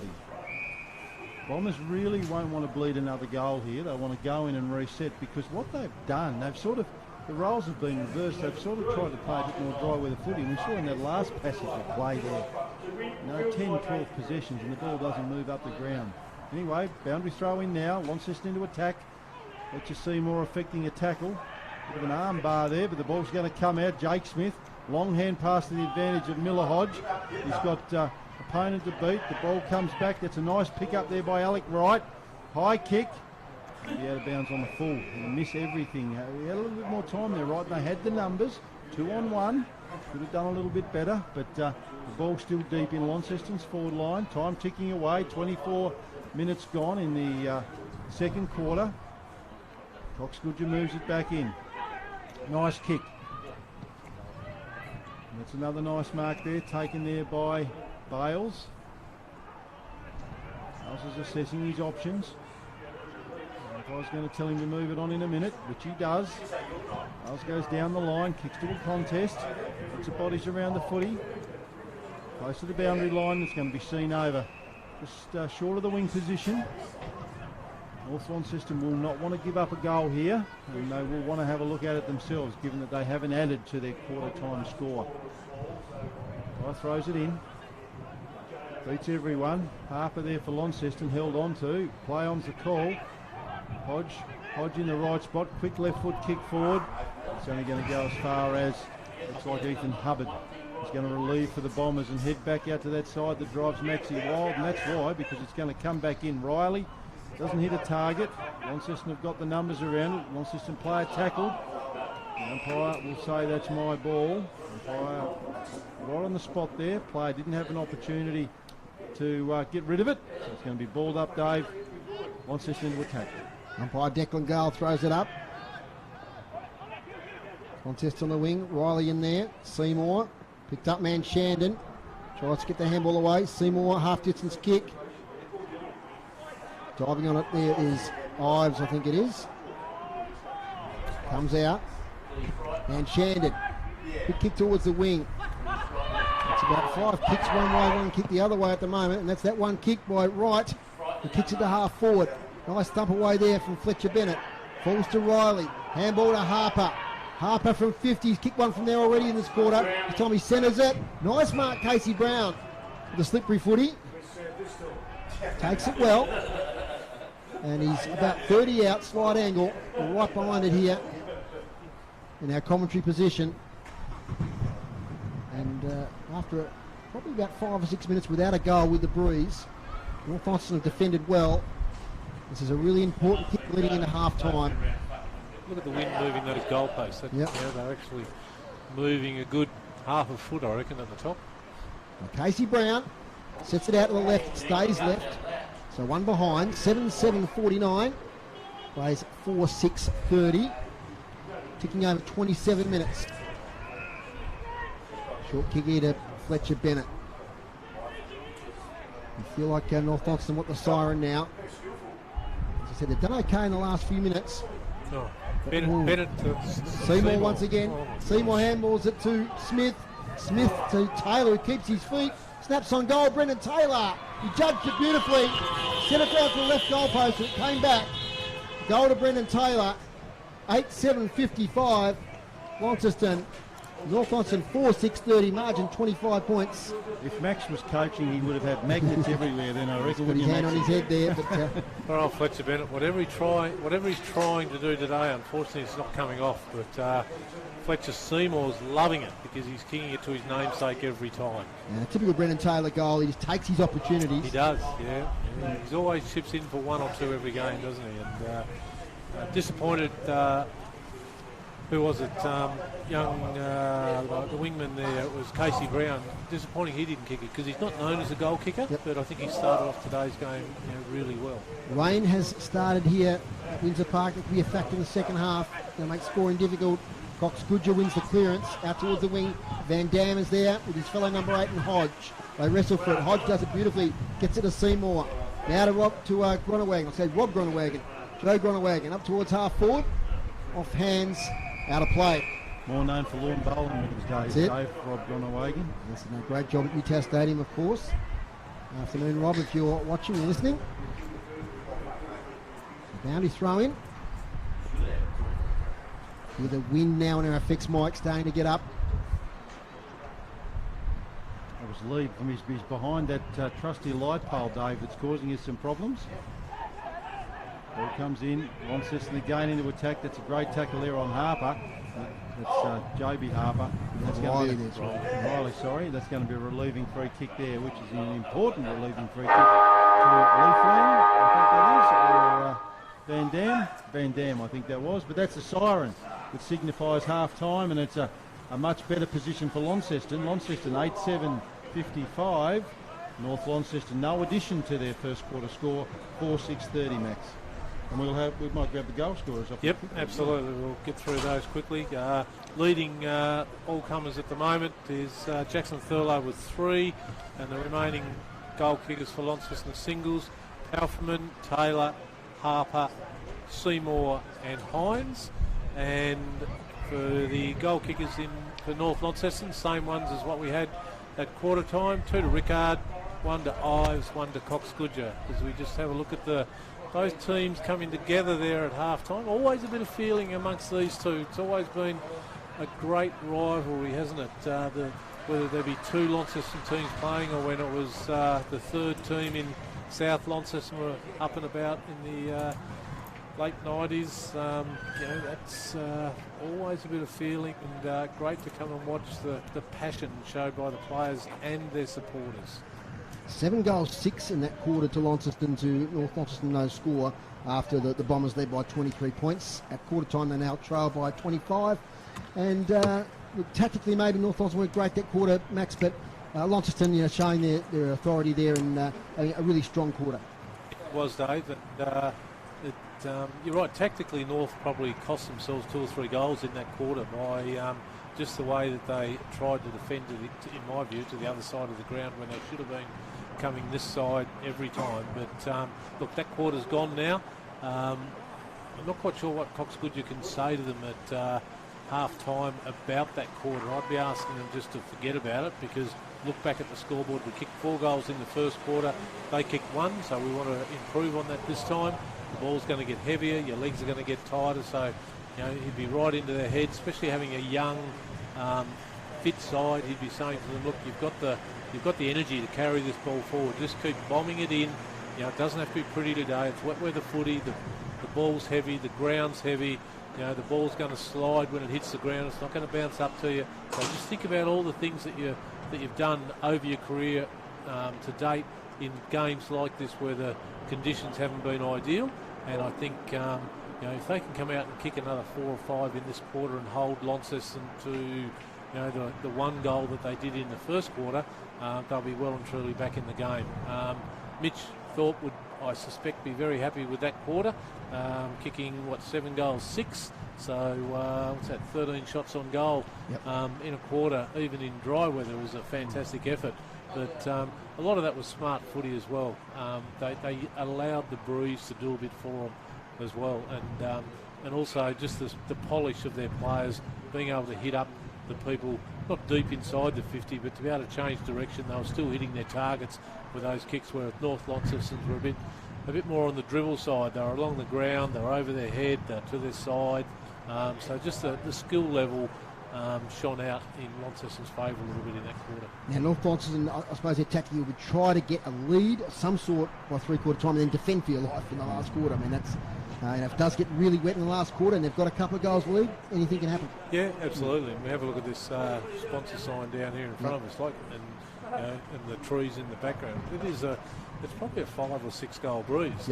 Graham Stagg came in and told us it was 2 goals last week, and he told us that he was correct, because there was only 2 goals kicked by the Tigers when he said it. But I think it's a 5 or 6 goal breeze today, and North will be really keen to atone on that disappointing second quarter where they just didn't defend well enough. And they've got to keep it moving. They've got to keep it moving, haven't they? Half-time here at Windsor Park. Launceston 8:7:55, North Launceston 4:6:30. When we come back, we'll have a chat to Damien Gill, who's at the Lauderdale versus Clarence game this afternoon. Back in a moment.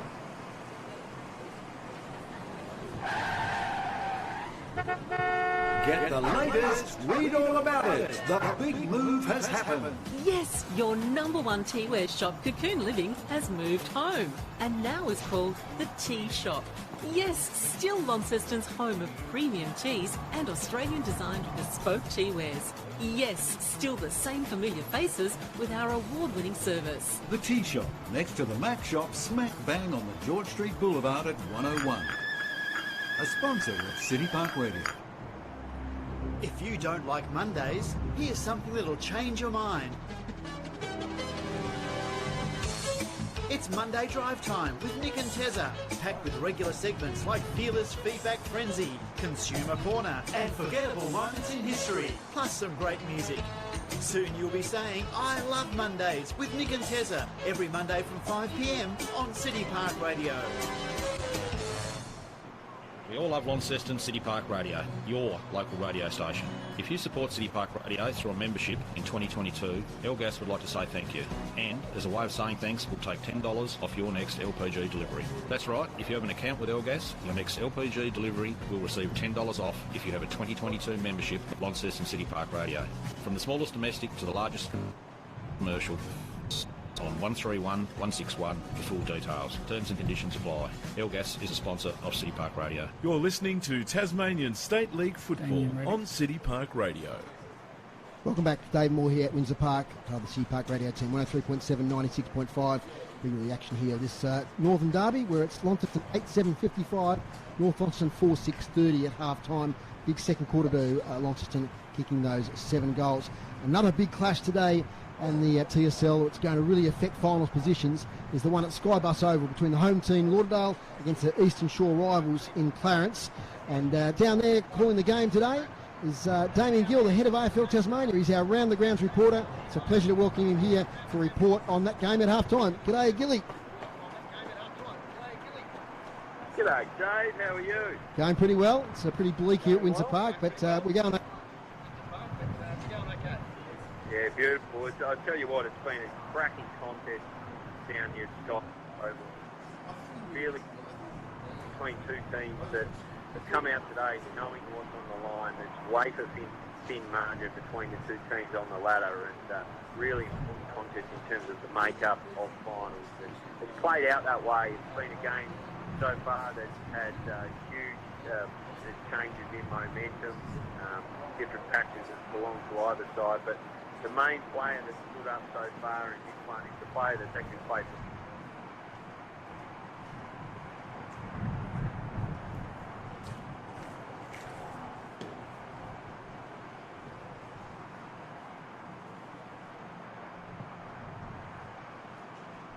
for the 2-point margin to the Roos, and it's Lauderdale Brown, and he may be the difference along with Sam Siggins, who continues his extraordinary season. Looking at the quarter-by-quarter scores there, Gilly, doesn't look to be any sort of breeze advantage that you can see? No, it's a bit of a pretty swirly breeze, nothing major in it. It's proving difficult to get distance from long-range shots at goal and set shots, largely because it's a pretty heavy ball. The ground's in pretty good condition across the board. There are just a couple of patches that are especially boggy that are wreaking a bit of havoc, but all in all, it's just a darn good contest, to be honest. For Clarence, Keegan Wiley playing exceptionally well before leaving the ground a bit groggy, so we'll watch to see whether he returns in the second half. He was really good in that first half. Mitch Rainberg, terrific on ball. A lot of the on ballers very good in their tackling pressure. The likes of Freeshaw, and also back North's been good on that. Every time Christensen's gathered the ball on ball, back to North basically there, right in like backpack, so they've been terrific. And for the Bombers, as I said, it's been the Blackburn show, really. He's kicked 4 and he's had about 8 hooks to goal inside 50. Sam Siggins been terrific on ball, basically helped himself in the ruck. And Josh McInnes, his bounce off half back was terrific, in particular in that second term. But just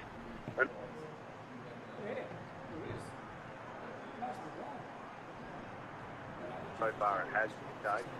And Gilly, who's been the match-up on Colin Garland? Because we know that he's one of the key avenues to goal for the Roos.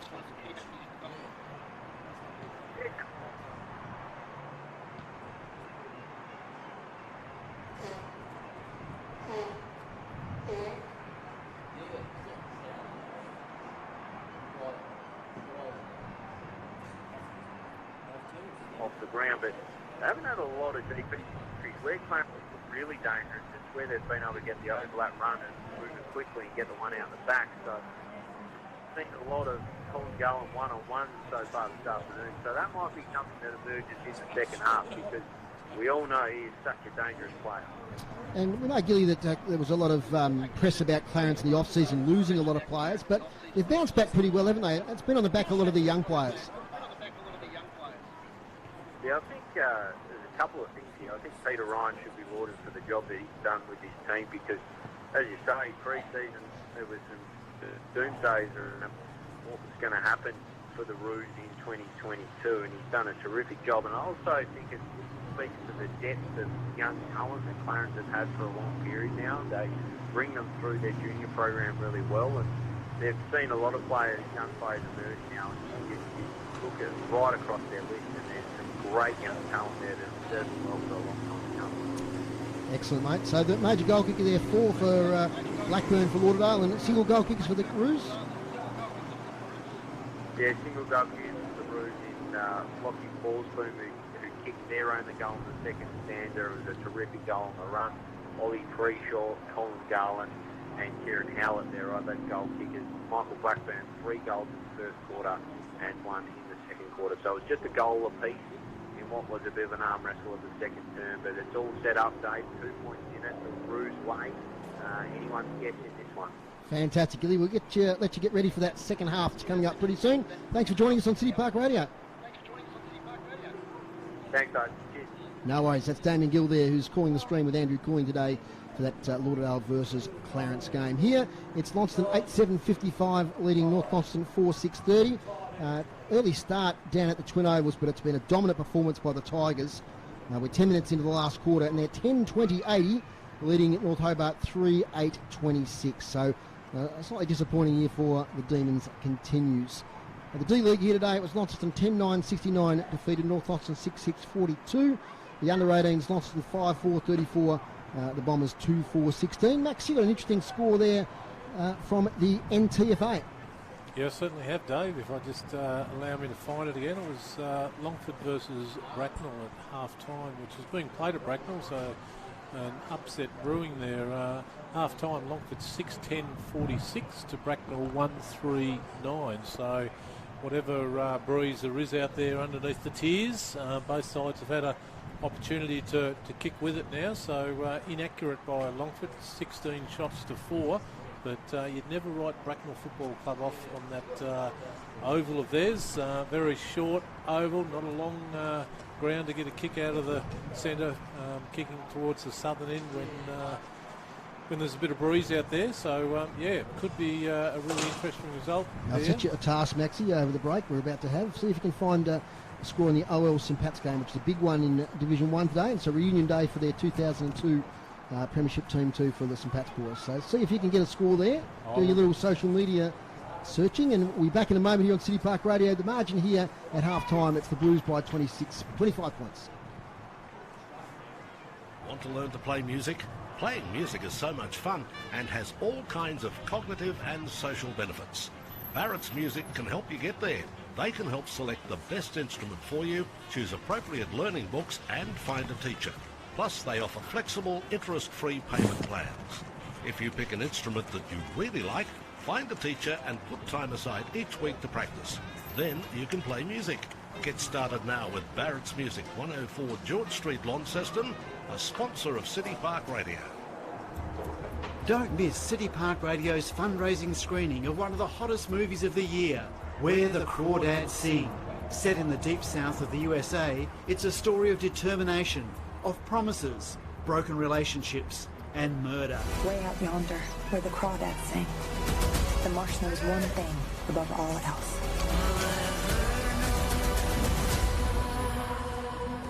Every creature does what it must to survive.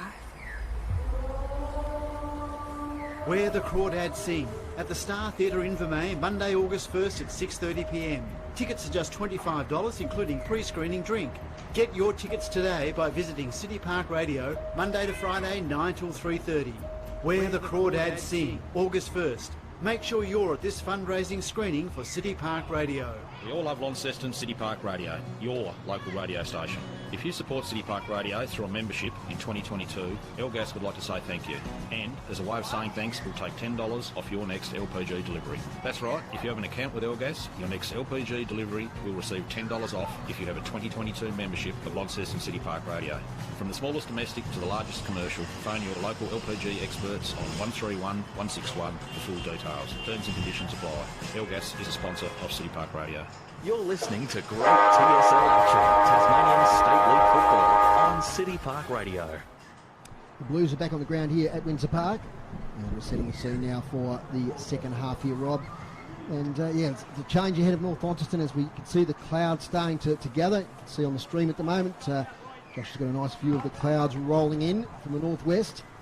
And if it starts to get wet, North Launceston can eke out some sort of lead late in the last quarter. We get a wet game, who knows?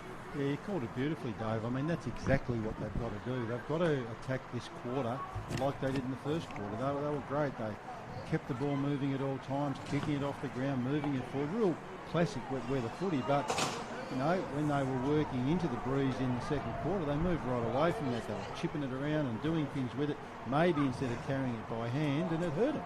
And because Launceston have got numerous players, if you give them an open shot with a 4-goal breeze from 50, they're going to convert. And that's what happened, Harper, Thurlow, Brenton Taylor, they contributed in that quarter and they scored goals.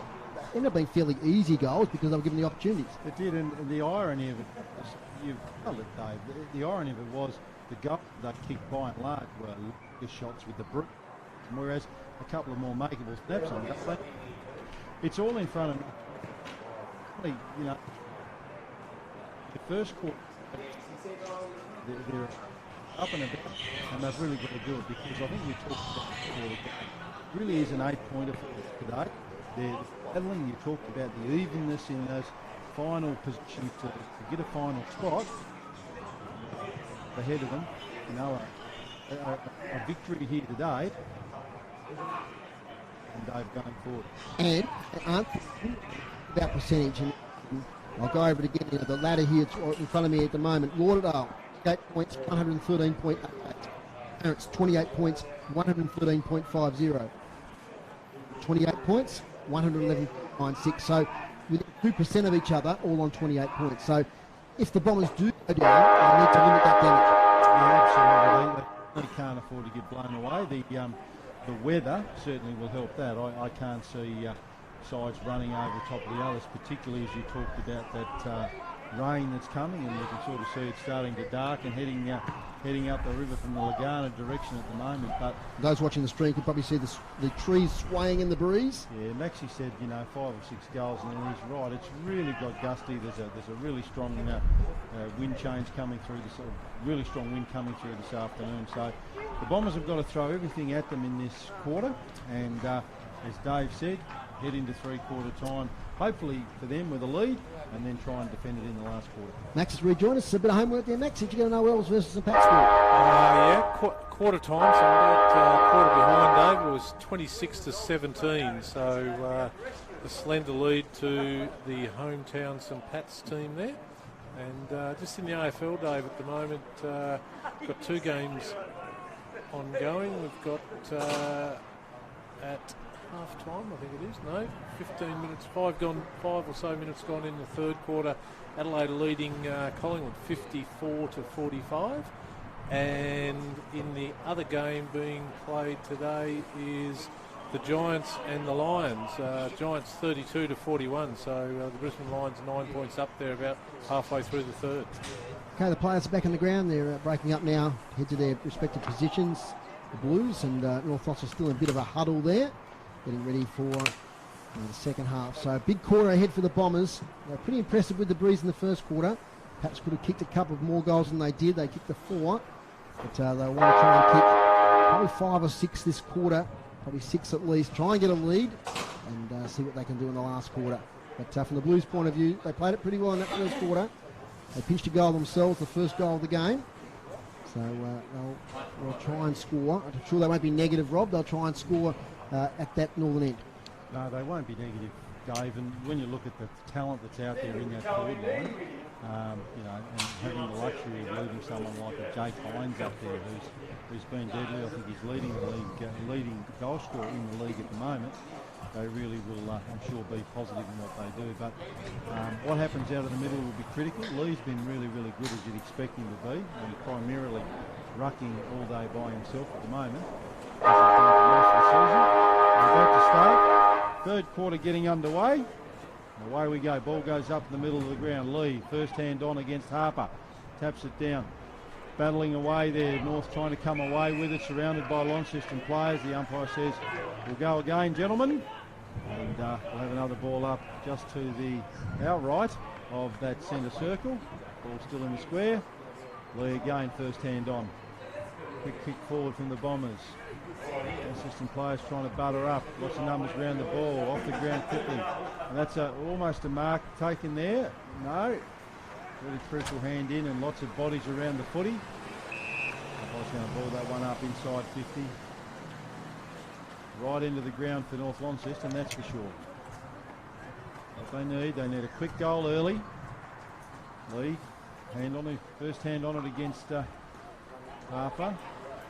Lots of bodies around the footy, very scrambly as you'd expect.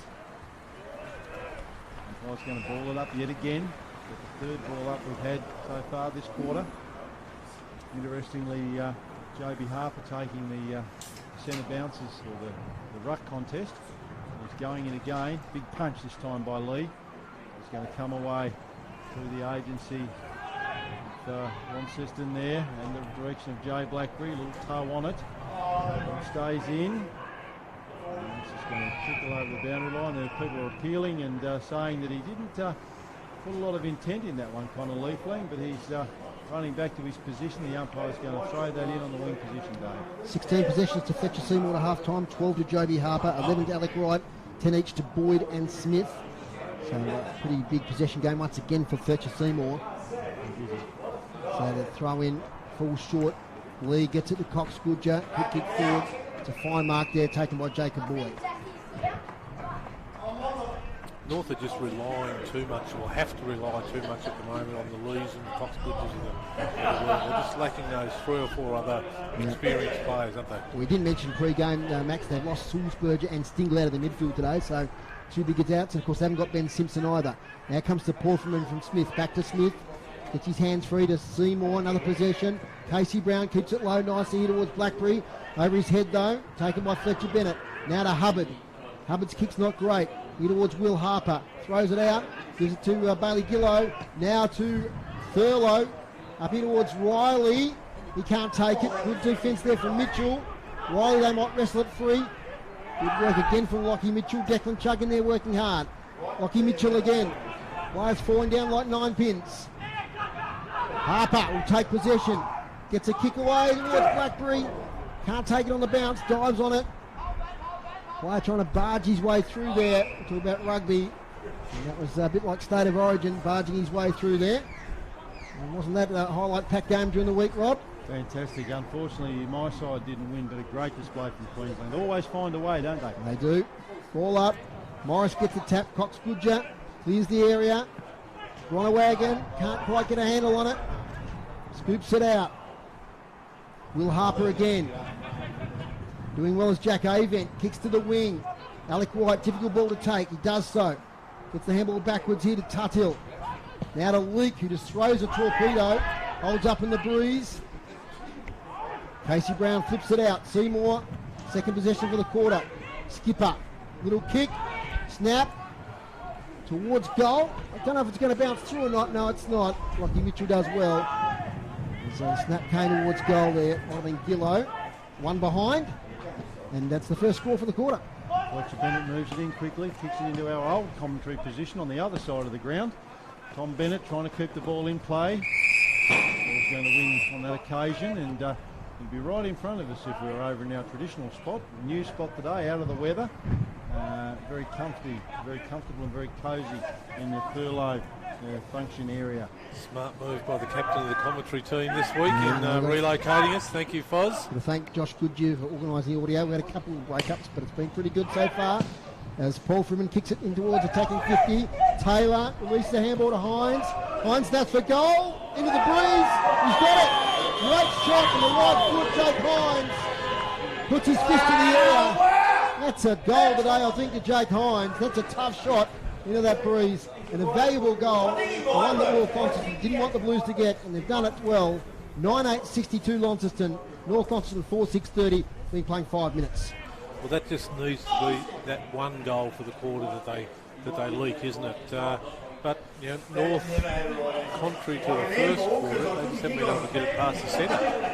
They've only had the one centre bounce because of that being the first goal, but even in the course of field play, really struggling to get it inside their 50 at all. Yeah, they have been, and I'll come back to that in a sec. It's back in the middle now. Harper against Lee with a huge punch forward. Blackberry's going to pick it up. He's got to push in the back. The umpire says play on. Numbers get around the footy. The umpire's going to ball that one up just outside the square, Dave. First goal of the third quarter to Clarence, 5-6-36. They did it off 4-4-28. Umpire throws it up Lee again, as he's done most of the day, first hand on. Ball in dispute, and again, lots of bodies around it. Cox Goodger. Umpire's picked out a free kick, and that's holding the ball. It's going to be a North Launceston quick kick inside 50 there. Launceston defence though, Jaden Hines with a quick kick out, just hacks it out. Move forward there, Launceston by Paul Freeman. It's out towards the boundary line, picked up by Hubbard, I think that is. Van Curvis. Van Curvis gives it by hand to Fletcher Bennett. That's a nice mark taken there by Cox Goodger. Plays on, runs around, plays on, runs a fair way. That's okay though. And he picks out Theo Ives, who's going to take a mark 40 metres out. To say this is an important shot on goal is probably the understatement of the day. But really, really nice play there. And again, without harping on that point, when they don't finesse it and get cute and move it quick, they look really, really dangerous. And particularly with that wind behind them. And they need more of it. 6 minutes gone, and they need this goal. Very, very, very important in the scheme of the game. Theo Ives moves in. He's going to kick it from about 30 metres out. strikes it well, strikes it really well, and that goes straight over the goal umpire's hat. Goal umpire pulls the triggers, and that takes them first score for the Northern Bombers since quarter time. 5-6-36, trailing Launceston 9-8-62, and that's his second goal of the day, Max. It certainly is, and beautiful kick through, lovely set shot there by the left foot. Left foot has always got something about them with a set shot. They've got that little bit of an arc that they run, but geez, you know, historically they're very, very accurate. And that one straight through the middle with the breeze behind him. Smart from the coach too, Max. He could have blazed away himself. Yeah, he did. Yeah, he loved the eyes, and he drew him towards him. Yep. He made him come towards him then, so it made the young fella move rather than just stand there. Joby Harper in the ruck at the moment. Interesting. He actually gets the clearance to Blackberry. Back now to Smith. Smart kick. In his vision, he saw Bailey Gillow, so he went sideways with the right foot to him. Gillow, left footer, keeps it low nicely to Zach Morris, who takes on his bootlaces. Wheels and goes in the Thurlow direction. Has the sit, can't take the mark. Miller Hodges there in the mud. Picked up by Jake Hines. Tackled by Corey Nankervis. Hines a second time. Declan Chugg's in there. Getting tackled was Hodge. Clearing the area there was Isaac Newitt, who's down back. Taken by Woolley. Now to Wright. Wright has Morris close to the boundary line. It might beat him. No, he gets it inside. Favourable bounce. Short kick to Taylor. Brennan Taylor kicked a nice goal in the second quarter. He'd be about 40 out right on the boundary line. And the breeze will be coming from his left to right across him. Coming from the northwest. And kick though to Blackberry. The veteran. Probably still at the extent of his range, I'd say. He's going to go back and have a look at it. Max, you disagree? Think he's got it in him? I think he's got it in him. He'll aim towards the middle of this side point post and the goal. So he's got to aim to kick it through the middle of the points here. Nice the ball on the Guernsey. Number 3, Jay Blackberry. Here he comes. Wheels around a little bit. Kicks to the goal square. Does hold up in the end. Thumped away by Alex Lee. At the Crummers, Thurlow. Back to Hines. He's kicked one already this quarter. Centering ball. Tyrrell, handball straight to his opponent, Navent. He was tackled straight away by Paul Freeman. There's Nick Butler. He's paid a free kick there. Silly Harper not been it over. Thanks, Rob. See that one. Now it's going to be 50, I think. Might have been a few words said. Jake Smith pleading innocence. I reckon he'd plead innocent because even if he did do it, he'd be thinking, my coach ain't going to be real happy with this, so I'm going to pretend it wasn't me. As Bennett now has a chance to launch a tackle, and he goes short. Spots up a teammate in that's young Harrison Hobbs. A bit of in the first quarter, quite a second quarter. Not a great second quarter for Northern Bombers forwards though. That's a lovely mark to Theo Ives. Presented well. Taking a couple of good grabs this quarter. Nicely weighted kick from Hobbs. Keep getting the games into him and he'll develop into a good sound, deep forward for them. Breeze over his left shoulder here. Have to set it out towards the left-hand goal post. I can see someone's going to run past him for a handball here. That one might be one BCG. He's got his full faith in young Ives. He's kicked 2 already today. It's for goal number 3. Sets it out. Not going to come back though. Goes into the goal square. Off hands. Through for a behind. So Launceston 9-8-62. North Launceston 5-7-37. You're listening to City Park Radio 103.7 and 96.5. Here's Rob Sal. Comes back in. Mike Wright runs his full measure. Big long boot on the eastern side of the ground. Plays. It's a really, really nice mark taken there for Launceston. Goes short to Paul Freeman. Paul Freeman moves it on really, really quickly to another contest. Trying to come away with it. And some numbers around the footing. The umpire's going to ball that one up. Again, as I keep referring to, in front of our old commentary position. Half forward flank, between the half forward flank and wing position for Launceston. It comes out. Harper. No tackle there without the footy, perhaps, and the umpire said that's exactly the case. It's going to be a free kick to is that man Curtis? No, Will Harper. In the long sleeves, long left foot. Driving north into attack. Pierce. Wagon! Into the rock! And Shannon. And then Shandon. Ball goes back into the centre of the ground. Harper is back. Long kick there, really nice long kick there from Bales. Coming back Day. Assistant players. You move the ball out of defence. Once they've done it, sitting outside the 50. Packer players forms. Umpire says I'll ball that up. Players getting around the footy as we've said all day. Sticky conditions, no rain at the moment, just wind. Umpire throws it up. Lee with another big tap. And the Wigan's back on and into the ruck for Launceston. Kick off the ground there. The advantage of Launceston. Trying to repel them. Umpire's found a free kick Curtis will take that one. And Curtis, right in front of the scoreboard there, which is quite bright at the moment as the gloom descends. It's hard to see the players on the far side of the ground as the breeze blowing it that way all day. Nice mark, Joe Gronewagen. Up against Bennett. He's at half back. Goes in short to Boyd. Boyd takes the mark. Right half back. Goes screen forward. He goes wider. Out there looking for Miller Hodge. Dropped a knock in the shoulder last week. I see it strapped for this game, but obviously past fit to play. Played out the game last week after coming off. Hodge now keeps it low. Taken by Joby Harper. Scrubby old kick. Desired result though. Gets it to Tuddell. Blackberry's got some space. He chips it towards Tyrrell. Takes a mark 30 out. Pretty much directly in front. He's got a spare man in right in the forward pocket. He's drifted up from defence. And he takes the mark, and now he's only 20 out. He's got a bit of an angle though, 45-degree angle. On the right foot, snaps, Alec Wright kicks the goal for Launceston. That's 2 now into the breeze in the third quarter. And they go out now to 10-8-68 to North Launceston 5-7-37. And that was, again, Launceston just not blazing away at it. There was a short kick, I can't remember who did it, but to Blackberry, and then Blackberry to Tyrrell to Wright. So a couple of probably experienced defenders on the end of that. Tyrrell, before he had that year off in Queensland and come back, he was more known as a defender. Yep. This year when he's come back, playing majority of his time up forward. And 10 against North Hobart. Yeah, well, yeah, probably a reason to leave him forward, isn't it? And then Wright snuck up from the other end of the ground. Wasn't quite sure what to do, so he had to play on and pretend it was a field kick, I think, because I don't think he'd had too many set shots. Ball back in the centre of the ground, umpire balls it up, Lee first hand on. Going to go Launceston's way though. Big hands out of the middle.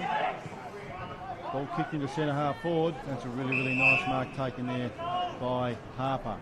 Started in the ruck this quarter to give Gronewagen a spell, who's probably their only noted ruckman. Jamison House sometimes goes through there. Jake Smith sometimes goes through there.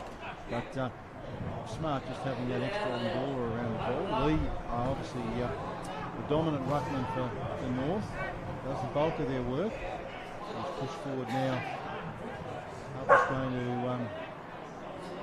probably hit this from just inside the 50. Kicking into the breeze, so the journey might be a problem. The wind is gusty, so pretty hard to read if you're kicking into it. Right on the line, I think. Hits it well. Hits it really well. Hits it really well. That's a fantastic kick. Fantastic kick from J.B. Harper into the breeze. As we called it, 5 or 6 goal breeze, so that probably makes it even more impressive. And that's going to be what North Launceston don't want, and that's J.B. Harper's second goal, which brings up Launceston's 11th. They're 11-8-74. North Launceston 5-7-37, Max. Yeah, certainly 3 goals into this breeze, which hasn't died down considerably, going by the looks of the flags in the background there over on the community centre and the trees, the way that they're moving. So 3 goals have been really impressive. And I know I've said it and I'll say it again, just the way that they moved the ball into their forward line. It was a great kick then by Casey Brown to find Harper at centre forward. From the middle, Harper again in there trying to work it out. Gronewagen back in the ruck. Full time at Twin Ovals. And it was the Tigers 11-22-88. Inaccurate today. Defeating North Hobart 6-8-44. The D's kicked 4 in the last quarter to add a bit of respectability to that score. So a 44-point win to the Tigers. As out comes Gronewagen. Kicks to half forward. Ball by Hubbard. Sharkdo at the 4 by Polfreman.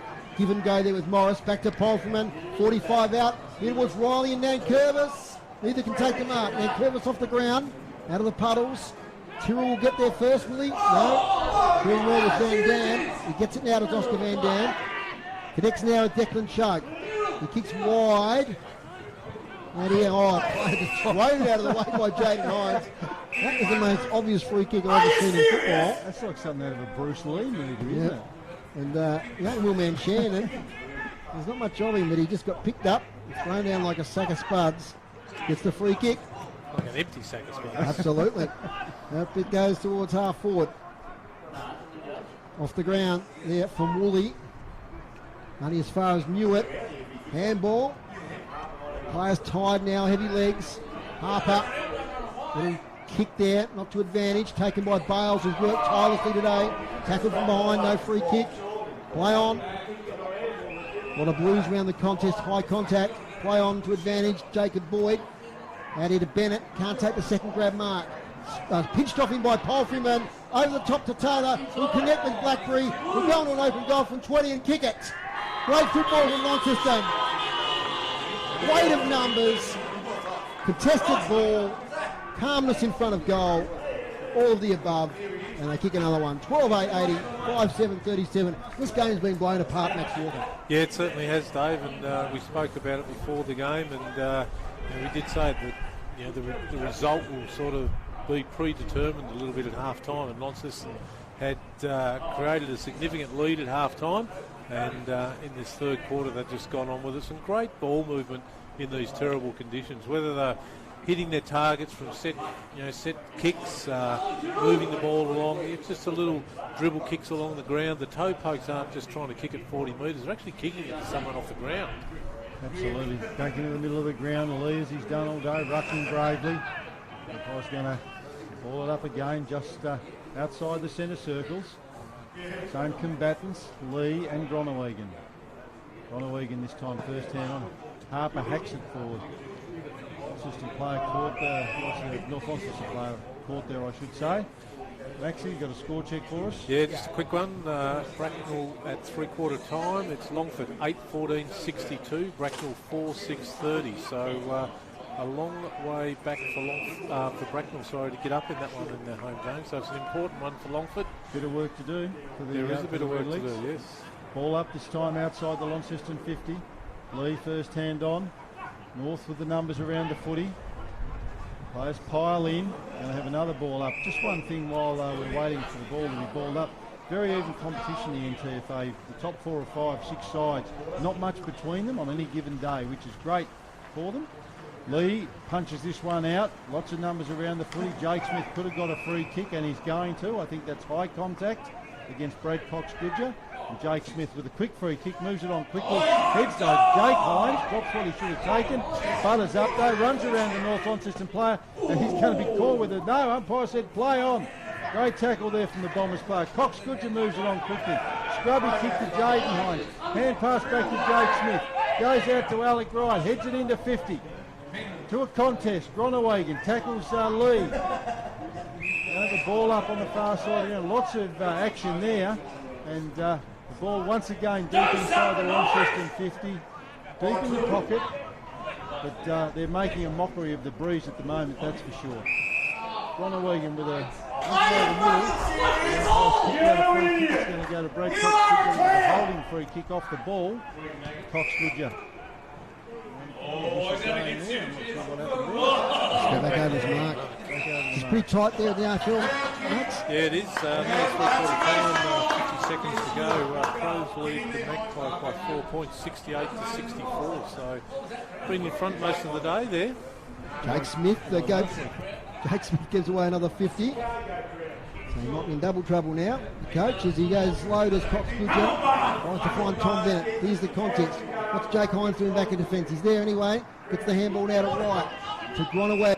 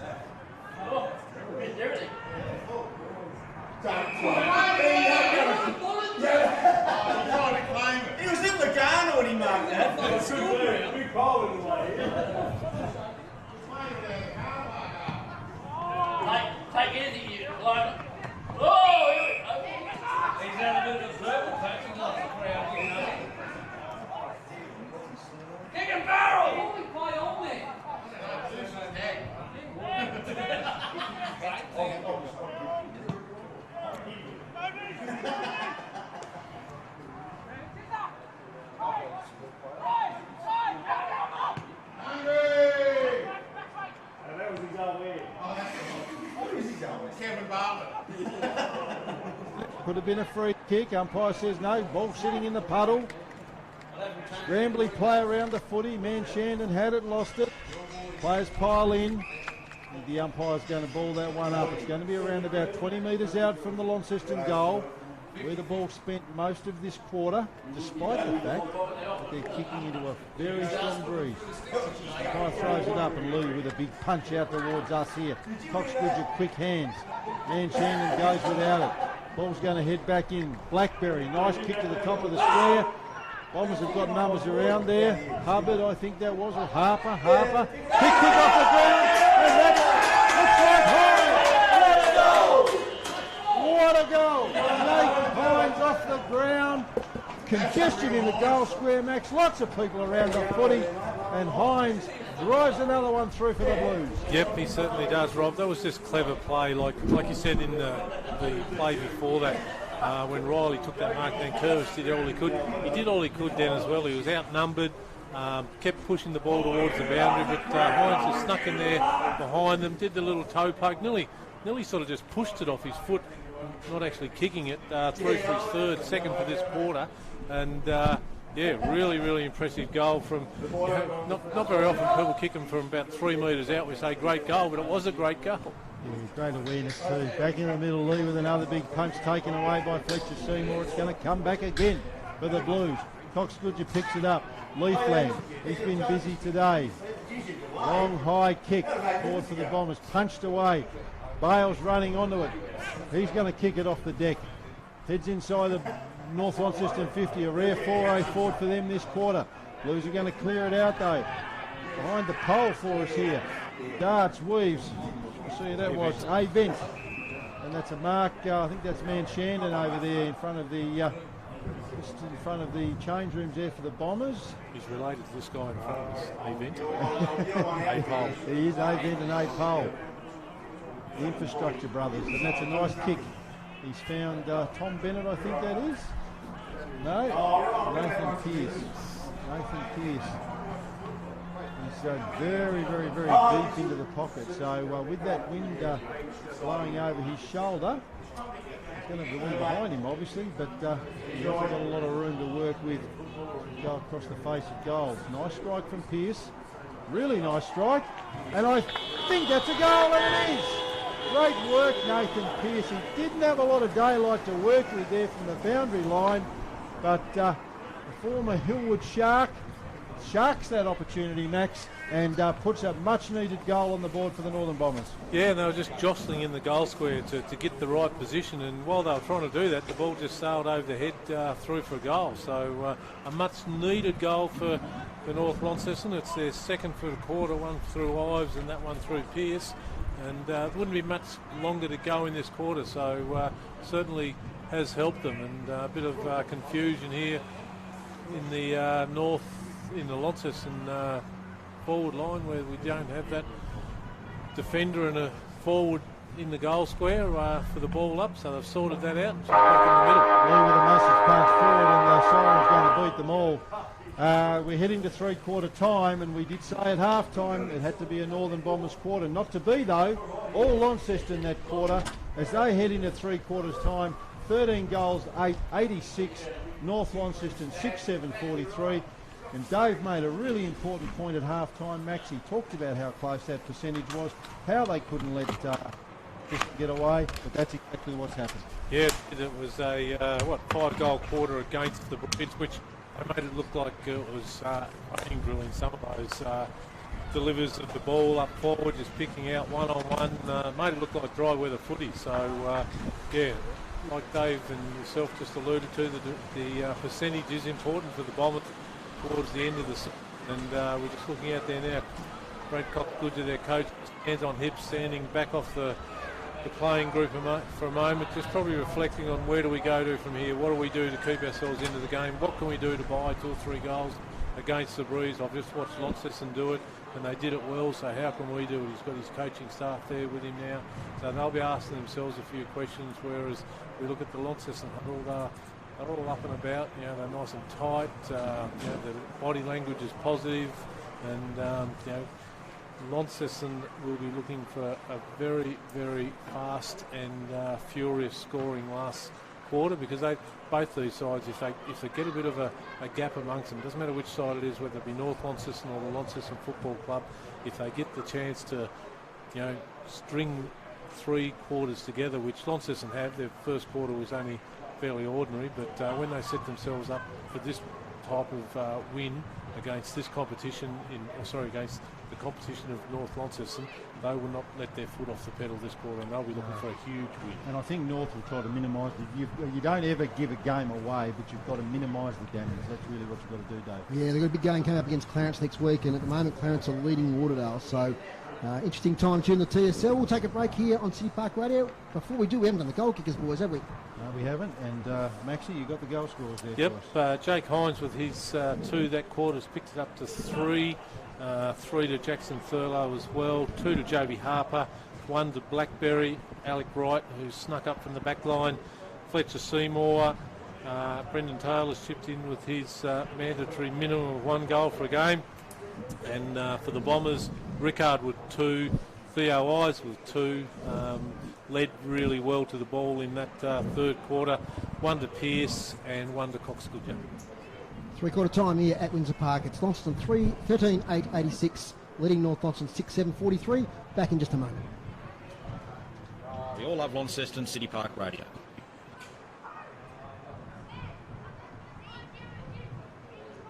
To say thank you, and as a way of saying thanks, we'll take $10 off your next LPG delivery. That's right, if you have an account with Elgas, your next LPG delivery will receive $10 off if you have a 2022 membership of Launceston City Park Radio. From the smallest domestic to the largest commercial, phone your local LPG experts on 131 161 for full details. Terms and conditions apply. Elgas is a sponsor of City Park Radio.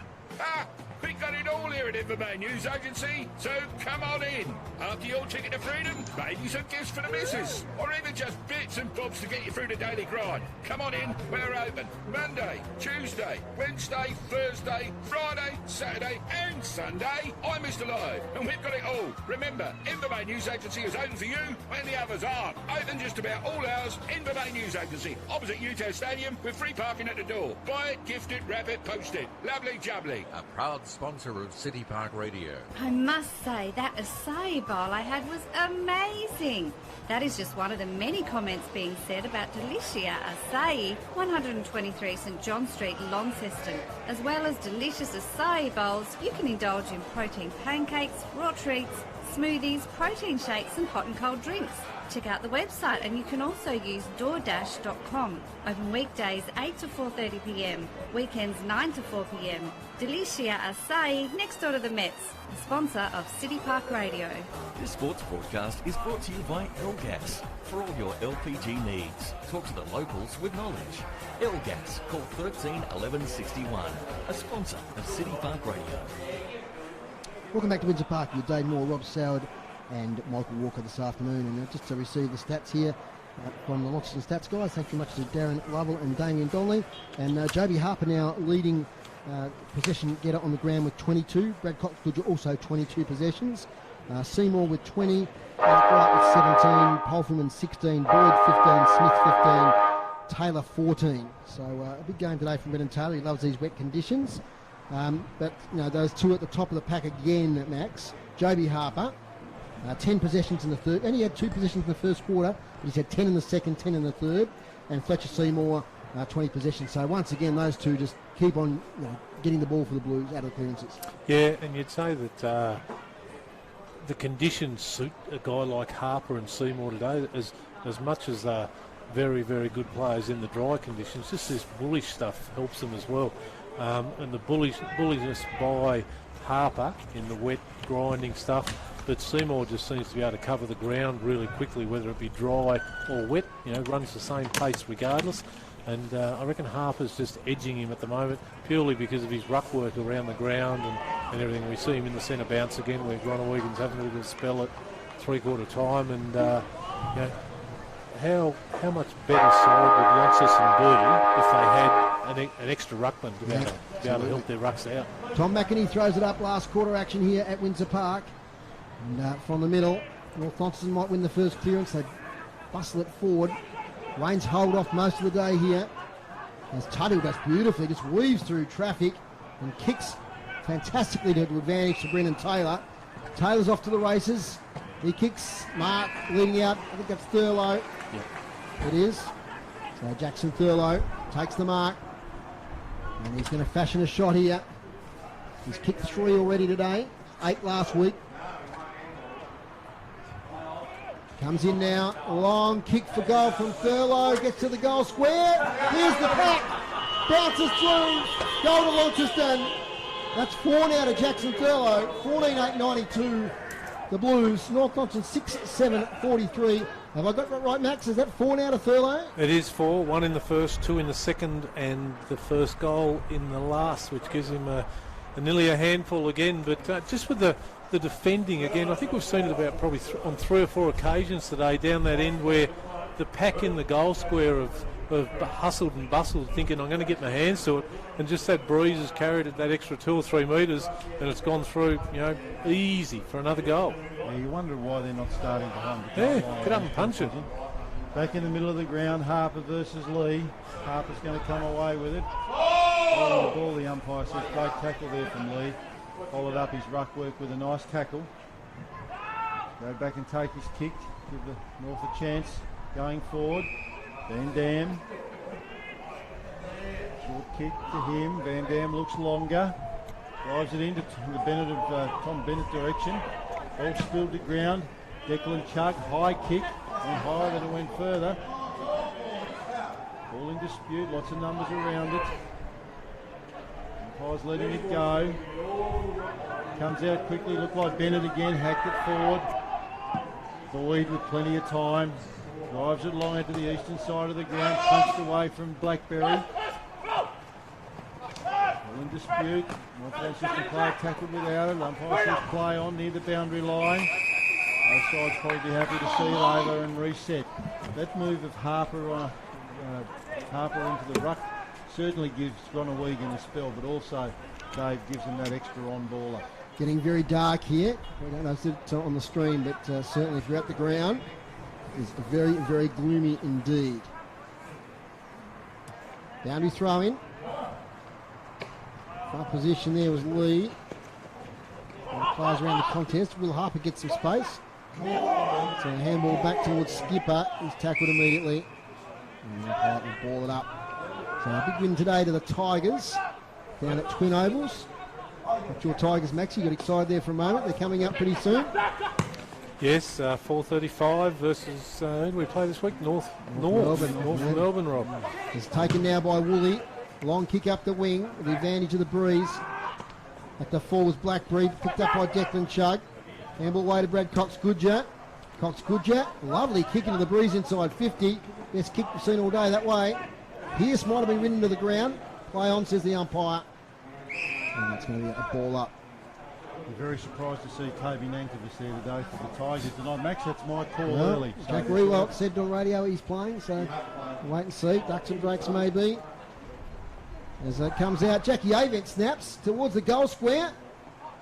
Wrestled out, Harrison Hobbs. Now how does the umpire see that? Goes against Hobbs. Free kick to Launceston, and Jacob Boyd will clear it out. Boyd with a nice long kick, and that's going to be downfield. And there wasn't much in that. But anyway, Blues are going to move it on quickly. Palfreyman streams through the wing position. Nice long kick into the forward line. Jackson Thurlow in front position. That's Hines, I should say. Front position. Bombers are going to take it away. Leaf Lang, big long kick back in towards the middle in the direction of Alex Lee. One of the best for the Bombers today. Lee moves it on quickly. Bombers are away, setting up. They need a score. Kicks to a contest. It's going to be chopped out again by that man Boyd, who's been busy, and a real rock across half back for Launceston today. He goes back into the middle of the ground, beats JB Harper. kick off the ground there. That was Woolley behind the pole. Ball deep in the forward line there for Launceston. The umpire says it's my ball. Wrong end of the ground for North Launceston. As we said at three-quarter time, they need to limit the damage. Blues up and about, hungry for more goals after that very quick goal to Thurlow to start the last quarter. Butler throws it up. That's Nick Butler, the umpire. Hubbard gets a kick out to space. Jackie Hayes enters it. Now Josh Rickard chases after it. Player caught high. Should be advantage here as Pearce has got a lot of territory. He can cover there. Gets the handball over the top. Now to Newitt. In fact, it's Bales. He's got no one to give it to. He does handball to space to Pearce. Kicks it off the ground. They're inside 50. Lays a tackle and leaked as Pearce. And great contest there. Players giving everything this last quarter. Heavy conditions. But after conceding an early goal there in this last quarter, Blues haven't seen much more action down there into the ground. Tuttle tackled. Handball to Hodge. Tries to connect up there with Boyd. Handball smothered, eventually out of bounds. In fact, it's out of bounds on the full against Jack Tuttle. Dom Shilio didn't miss that one, Dave. He was right on the mark. Man Shandon towards full forward. Really a mark there to Hobbs. He can't gather it in. White takes it. Nice handball. Links up with Brown now to Woolley. That Launceston half-back line once again. And Woolley kicks it 50 metres up the wing. Finds Thurlow. Thurlow kicks towards full forward in the Hines direction. Off hands. They've got a free kick here. It's going to go on the Northern Bombers defenders. Rand Curvis with Bennett. Fletcher Bennett hands it to Rand Curvis. Rand Curvis goes wide to Bennett. Right half back. Kicks up the wing. Looking for a target there in Chug. Doing well is Will Harper. Gets to Leaf Lang. Back now to Chug. They worked that out well, the Bombers. The youngsters there combining. What's the mark there? In fact, it is to Harrison Hobbs, the boy from Ballarat. Hobbs. Kicks here looking for Cox Goodger. By the scoreboard. He marks. I reckon Hobbs will be looking for a dry day. Yep, he kicked 3 last week. Hasn't had the best of days today, but we'll see him on the UTAS day next week. See what he can do against Clarence. Ollington takes the mark. Handballs to Fletcher Bennett. They move forward. Low kick. Downfield. He got pushed after he kicked it. So a chance here for the Northern Bombers. Not sure whose hands it's going to end up in. Not too many Bombers players are racing to get the ball. You've got Theo Ives and Tom Bennett there sort of just nonchalant looking at it. Well, who's going to take the kick? Wouldn't happen in our day. You just grab it and go back and say it's mine. I most certainly would have grabbed it, Max. Reckon the St. Pat's old boys twos. Didn't mind a goal. Unleash the barrel. Instead of one day. Here comes Tom Bennett in for goal. Not a bad connection, but it's going to fade. This is everything. Out of bounds in the full. We're leaving free kick to Jacob Boyd. It's 92 the Blues, 43 at North Launceston, 8 minutes into the last quarter. Boyd been really good today for Launceston. Drives it long down the line. For the contest, Hubbard got to the front spot there for the Bombers. Palfreyman round the ball, nice tackle. Lots of pressure. Leaf Lang, I think that is in there. Skipper. Hines to Hines. Puts it long. Lee, handball's back inside the Cox. Cox goes back. The Leaf Lang, that's back into the middle of the ground. They're handling it a lot, not making a lot of distance. Chopped out there by Jaden Hines. Could have got a free kick. He's held onto this, so I reckon that's going to be holding the ball, and it is. Too long, Jaden Hines. Bombers move it quickly, drive it forward. Looks like punch away from Man Shandon. Launceston have got the numbers. Woolley. Woolley puts the acid on him, and again, could have been a push in the back, and it's gone out on the full. Great sprawl there from Casey Brown. It was, He's facing the other way, and he's got the fist in as it was about to be marked there by Man Shandon. And Woolley really leaned into him too. It was a bit like that one we saw earlier where he went flying through the air. Long relieving kick from Josh Woolley. And that's a great mark. Umpire paid that there to Alex Lee. Been one of the best for the Bombers today. Always gives his all the skipper and drives it long into the 50 to give him another look at it. Tom Bennett wrestling for front position. Outnumbered by the Blues. Pack forms. Max, the Bombers be happy the last 5 or 6 minutes. Yeah, they've kicked the one goal with the breeze so far, the Blues. Yeah, they've certainly slowed the scoring down in this initial 10-minute stanza of the first quarter. So yeah, they'd be happy. They'd be hoping to get a couple more themselves though. It's out to the far side now. Jeez, it's dark here at Windsor Park. Coxgood gets a quick kick towards half forward. Taken there by Skipper, I think it is, to the goal square. 1-on-1. Hobbs and Leake off hands, front and square. Tom Bennett snaps a goal. Yes, he does. Goal to Tommy Bennett. It's the one Max was talking about.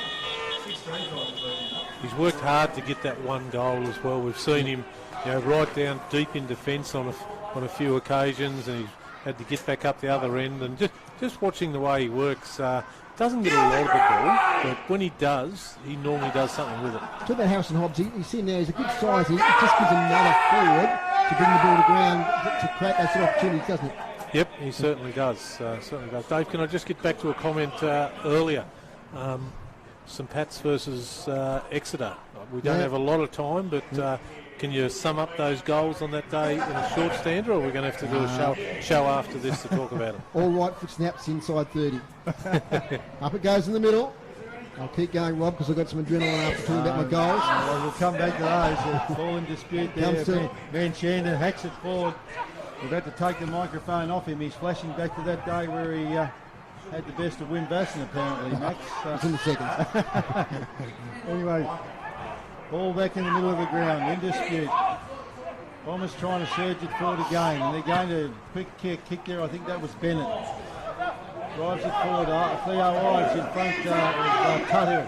Goes backwards. It's the wrong direction, and it's chopped off by Launceston. Bombers try and force it forward. That's a really nice spin out of the pack. Fumbly play though. Back to Theo Ives. Had some time, had it, lost it, spin it. Bales in there. Players pile in. Looks like something out of a WrestleMania cage match. The umpire says that's mine. And they're going to ball it up around about 30 metres around from the North Launceston goal. Turn the lights on, please, if you're listening to Lonnie Footy Club, because I know they're not strong here, but they need something as Tuthill takes it now. Very hard to see the players. Now to Paul Freeman. Now that scoreboard, which is getting a bit of illumination. Mark taken, I reckon that's Cox Goodger. It is. Like we've got the binoculars here. Cox Goodger is going to kick deep inside 50. Kick starting to give it a distance to that end of the ground. Bumped away by Boyd. Now there's a free kick in the contest. It's going North Launceston's way. It's going to Tom Bennett. Saved the outside range here at the moment. Going to get through most of this game without rain, which is a bit of a miracle. And look at the forecast. Short kick in here. Chance there for Will Harper. Couldn't take the mark. Hodge kick, not 15. And Shannon off the ground into the goal square. Taken by Gronewagen. He just gets it out of the area quickly. Spills over the back. North Launceston again have got it. Van Dam. Handballs to Chug. Oh, it might have been held without it. There was Bales, in fact, not Van Dam. Play on. Now we've got a kicking in danger going the Bombers' way. And young Tassie Devil, Ethan Hubbard, gets up, wringing his hand. And take the free kick. I spoke too soon about the rain because I think precipitation is starting to fall here at Windsor Park. Ethan Hubbard will want that to get right for 3 weeks, Dave. He knows the trout season opens 3 weeks from today, and he's a very, very keen fisherman, Ethan Hubbard. Good work, yep. Hodge down there, I'm not quite sure. Everyone was a little quite concerned about what it is. Yep, so he's not looking good. That shoulder again, is it? No, certainly not his shoulder. He's looking pretty groggy. He's had a few head knocks over the journey. Just to change the subject there, Dave, I think Collingwood are going to get out of jail again this week. 74-78. They're up by 4 points with about 10 minutes to go. Brisbane West Coast? Brisbane GWS? How far Brisbane? 40-93. The Lions' favour, which is about 7 minutes to go in the last. It's some TSL around the ground. Miller Hodge has been assisted from the ground. And I'll tell you what, Clarence look like are going to take the Eastern Shore Derby at Skybus Oval. It's 8-8-56. Clarence to 4-6-30. They haven't scored in this quarter, in the last quarter, and they've only scored 2 points since half-time. The Lauderdale Bombers. So a 26-point lead there to Clarence. And at Twin Ovals, just repeating that final score, the Tigers by 44. Max, got another one for us? And just talking about Tigers winners, full-time in the seniors out at Longford. So it's a clean sweep for the Tigers against the Redlegs out there today. 3 from 3. 11-17-83 to Bracknell 5-8-38. So a great win by the Country Tigers. Just we spoke about it earlier. The predictability of that competition is up and down. Ethan Hubbard to the goal square. Doesn't quite make the distance. Thumped through by Jovi Harper. And the Northern Bombers finishing this game pretty well. Certainly take a lot out of it, that's for sure. Taking it out now is Woolley. He's going to get about 60 metres here as he chips at 30 and he ran 30. Taken now by Gillow. Bailey Gillow. Up the wing. Looking for a target up there. Fletcher Bennett with the fist. Falls to Ollington, the boy from Burnie. Handballs away back to Fletcher Bennett. He's caught. Handball to a teammate there in Morris, who gets his hands free. Only as far as Avent. Ends up again with Ollington. His kick smothered as Groenewegen kicks it out of bounds on the full. Not the best passage of play there at footy. But it is dark. It is raining. It is bleak. And the cars have got their headlights on at the moment, and you'll be able to see those on the screen pretty clearly, illuminating the oval. Bennett tries to take a one-handed mark. That was Tom. Getting through traffic was Hubbard, but he got caught. Now Jaden Hines swings round the corner. This one gets carried by the Breeze. Gutsy effort there to score by Lachlan Mitchell out of play. Boundary throw in. We've been playing at 16 minutes in the last quarter. Today's broadcast brought to you by Elgas for your LPG needs statewide. Talk to the locals with knowledge. Phone 131 161. And it's the Blues leading here by 42 points. Bit of a how's your father here in back play. A number of players joined in that. Boundary umpire throws it in. Bales takes it away. Bombers head back towards us. A real helicopter looking punt that one. Alec Wright's going to clean that up, but he's been cleaned up and he's going to get a free kick as a result of that. Tom Bennett a little bit high there with his bump. Wright moves it on quickly. Launceston player all by themselves there. Before I catch that number in the dark, I think it was Casey Brown. It was indeed. And Brown's picked out, is that Jake Hines? Furlong, Jackson Furlong. Oh, no, it could be Hines. Hines. That is Hines.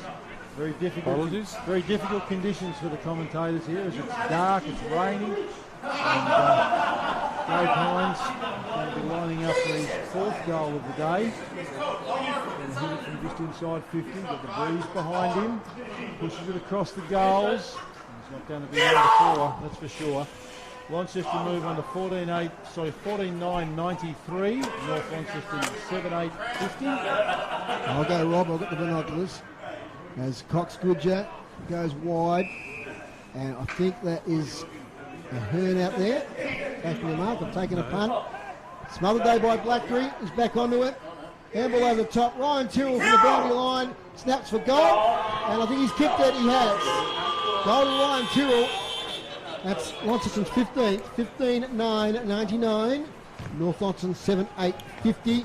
And I think it's the first of the day to Ryan Tyrrell, Max. It is his first for the day, and only his second for the quarter for the Launceston Blues, which would be very disappointing from their aspect in not being able to put North Launceston away today. They had them on toast, and they could taste blood at three-quarter time, but they haven't gone in for the kill, which would disappoint their coaching staff, I would suspect, unless, of course, they've said, look, we're going to try a few things differently.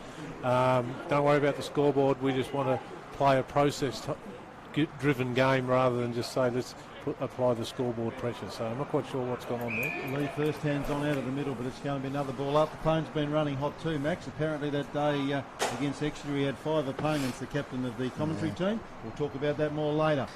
Groenewegen versus Lee. Almost trying to take it away and force it forward. Seymour in there. Almost player bumped off.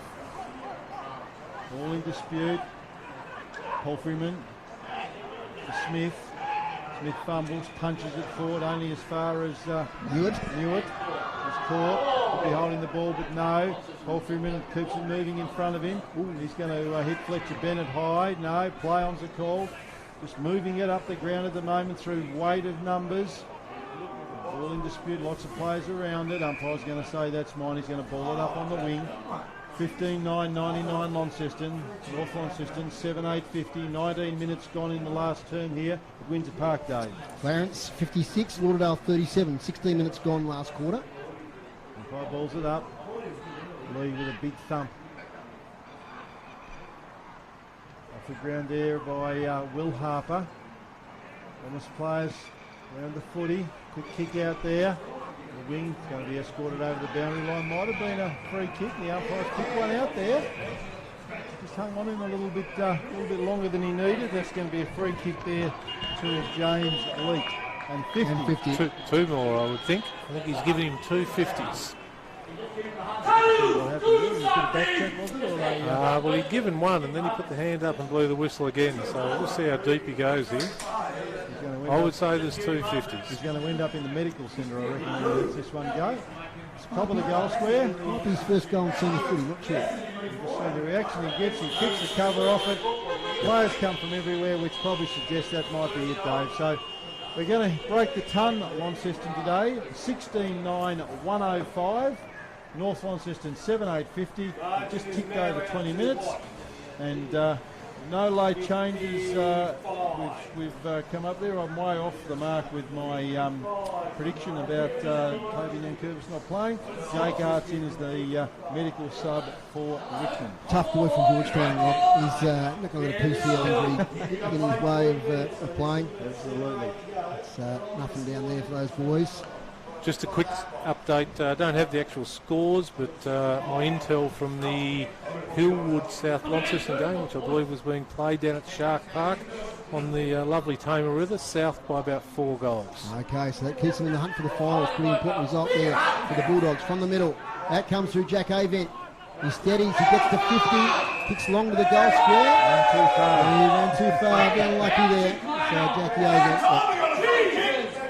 You just did get a gut feeling that that's going to happen, don't you? I think he's just gone a step too far, and he had on that occasion. As Woolley goes short, finds a tired Jacob Boyd, who's been fantastic today. So the Blues, after a slow start in this quarter, now kicked 3 goals. Bombers have kicked 1. They haven't been blown out of the water this quarter, but still going to be a convincing win of the Blues. About 5 minutes of play left. Willie takes the mark.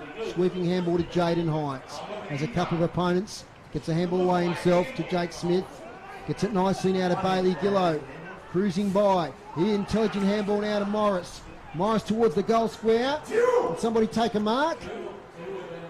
So goes over the contest. Was there been a free kick? Out of bounds. Out of bounds down there, Dave. Yep. Thank you. It's so dark here. I know you won't believe me, people that are watching the stream. The lights are now on. But it is as dark as I've seen in any game we've covered here. Lee wins the tap. Contest in the pocket. Comes out. Hines on the boundary line snaps. That's a mark taken by Cox Goodger near the goal, their behind post. Releases straight away. Nice long kick. And finds Harry Bales. He's been one of the best today. No doubt about it for the Northern Bombers. Proves every week we're seeing the boy from Scott Joe Kern. Nice kick. Finds Rickard, who lit it up in that first quarter. A couple of nice goals. Not quite since late inclusion. Rickard, not a great kick, but might work out all right here to Ives. Ives picks it up. He gets hurdled there by Brown. They're going to work it out here through Jacob Boyd, the Blues, who kicks to half forward. And finishes up in the lap of Morris. Morris kicks, the advantage there of Hines, can't take it. Harper's there, that's Joby Harper. Picking up is Thurlow, handball back to Hines. Hines handball now to Taylor. Taylor's on the boundary line back to Hines. Snaps. Across the face. Cox Goodger's taking the mark. Cox Goodger.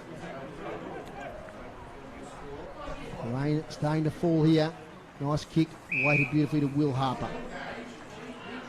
Will Harper is an outlet in the centre of the ground, taken by Manshandon. He goes wider. Taken by Fletcher Bennett.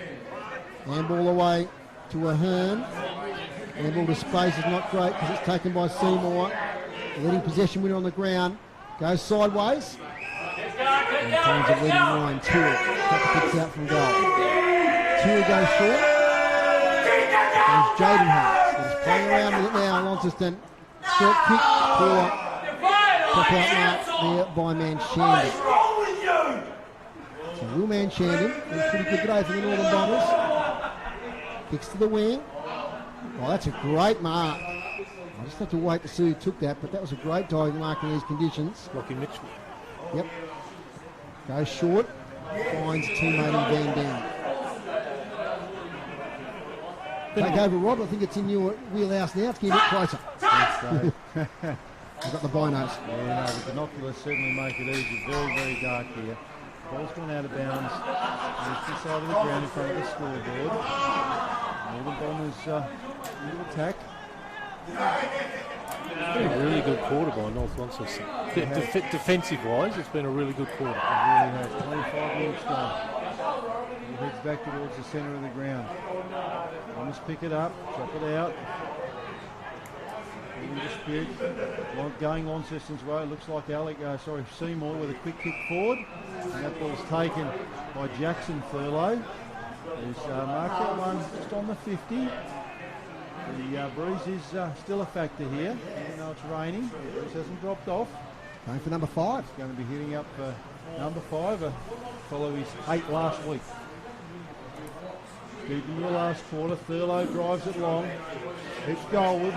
Umpire working a bit. He's worked a little bit too much and he's just pushed that one 3-for-1 behind, which will take the score to 16 goals, 11-109.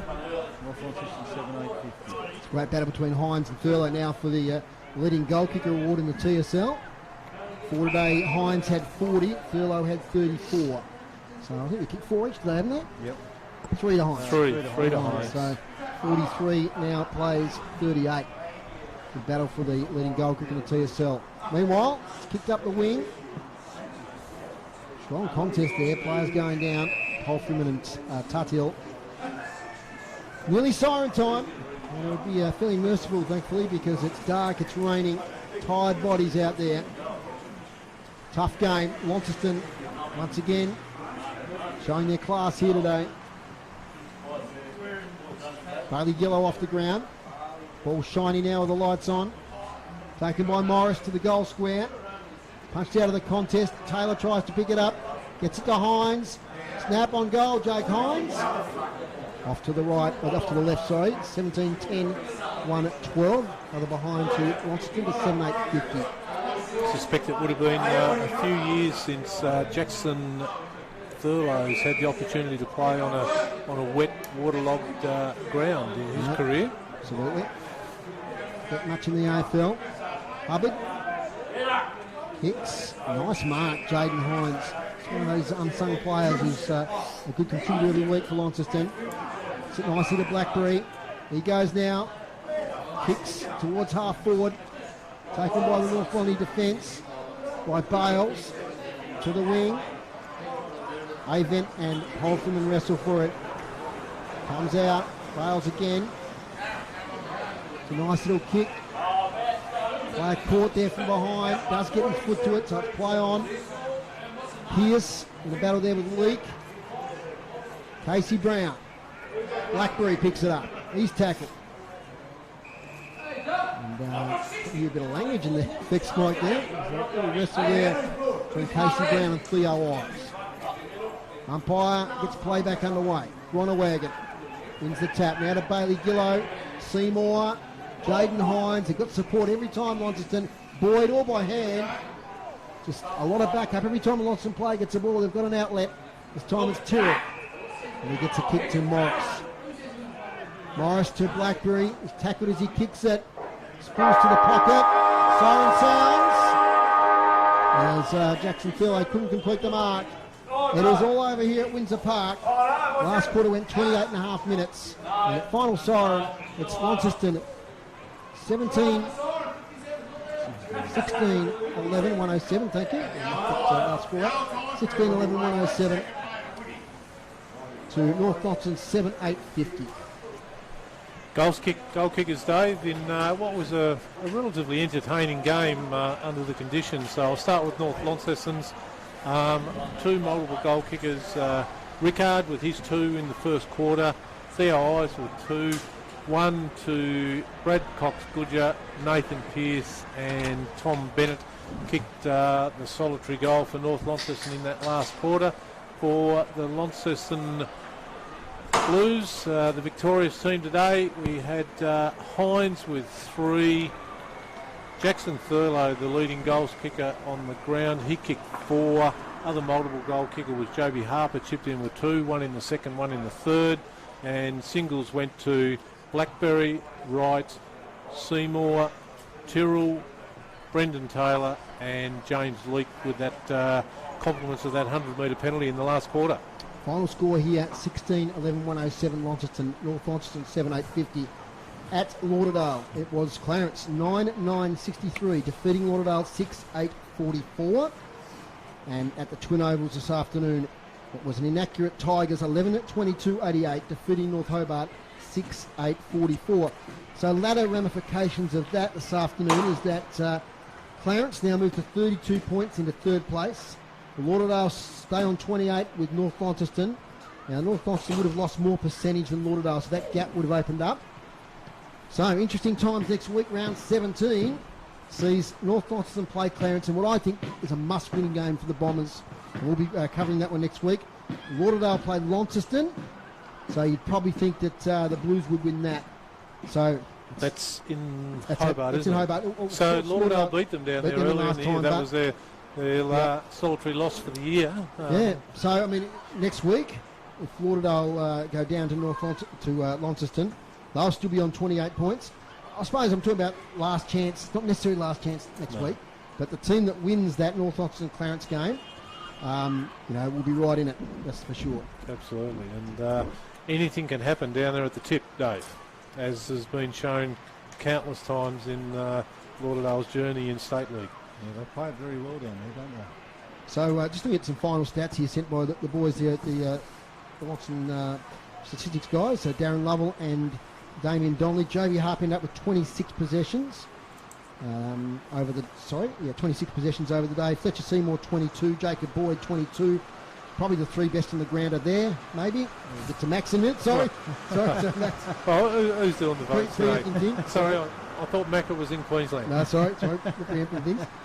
Paul from them 22 possessions, Wright 19, Taylor 18, Jake Smith 18, Brendan Taylor 18. So a lot of Blues getting a lot of possessions. On a wet day, you do get a lot of the ball because it's not as flying football, it's a lot of shorter kicks. But certainly, Harper and Seymour on days like this, as you said, Maxie, they're match winners. Yeah, and the reason they get so many possessions as well, if you just think back to the last stanza of play there, where they ran it off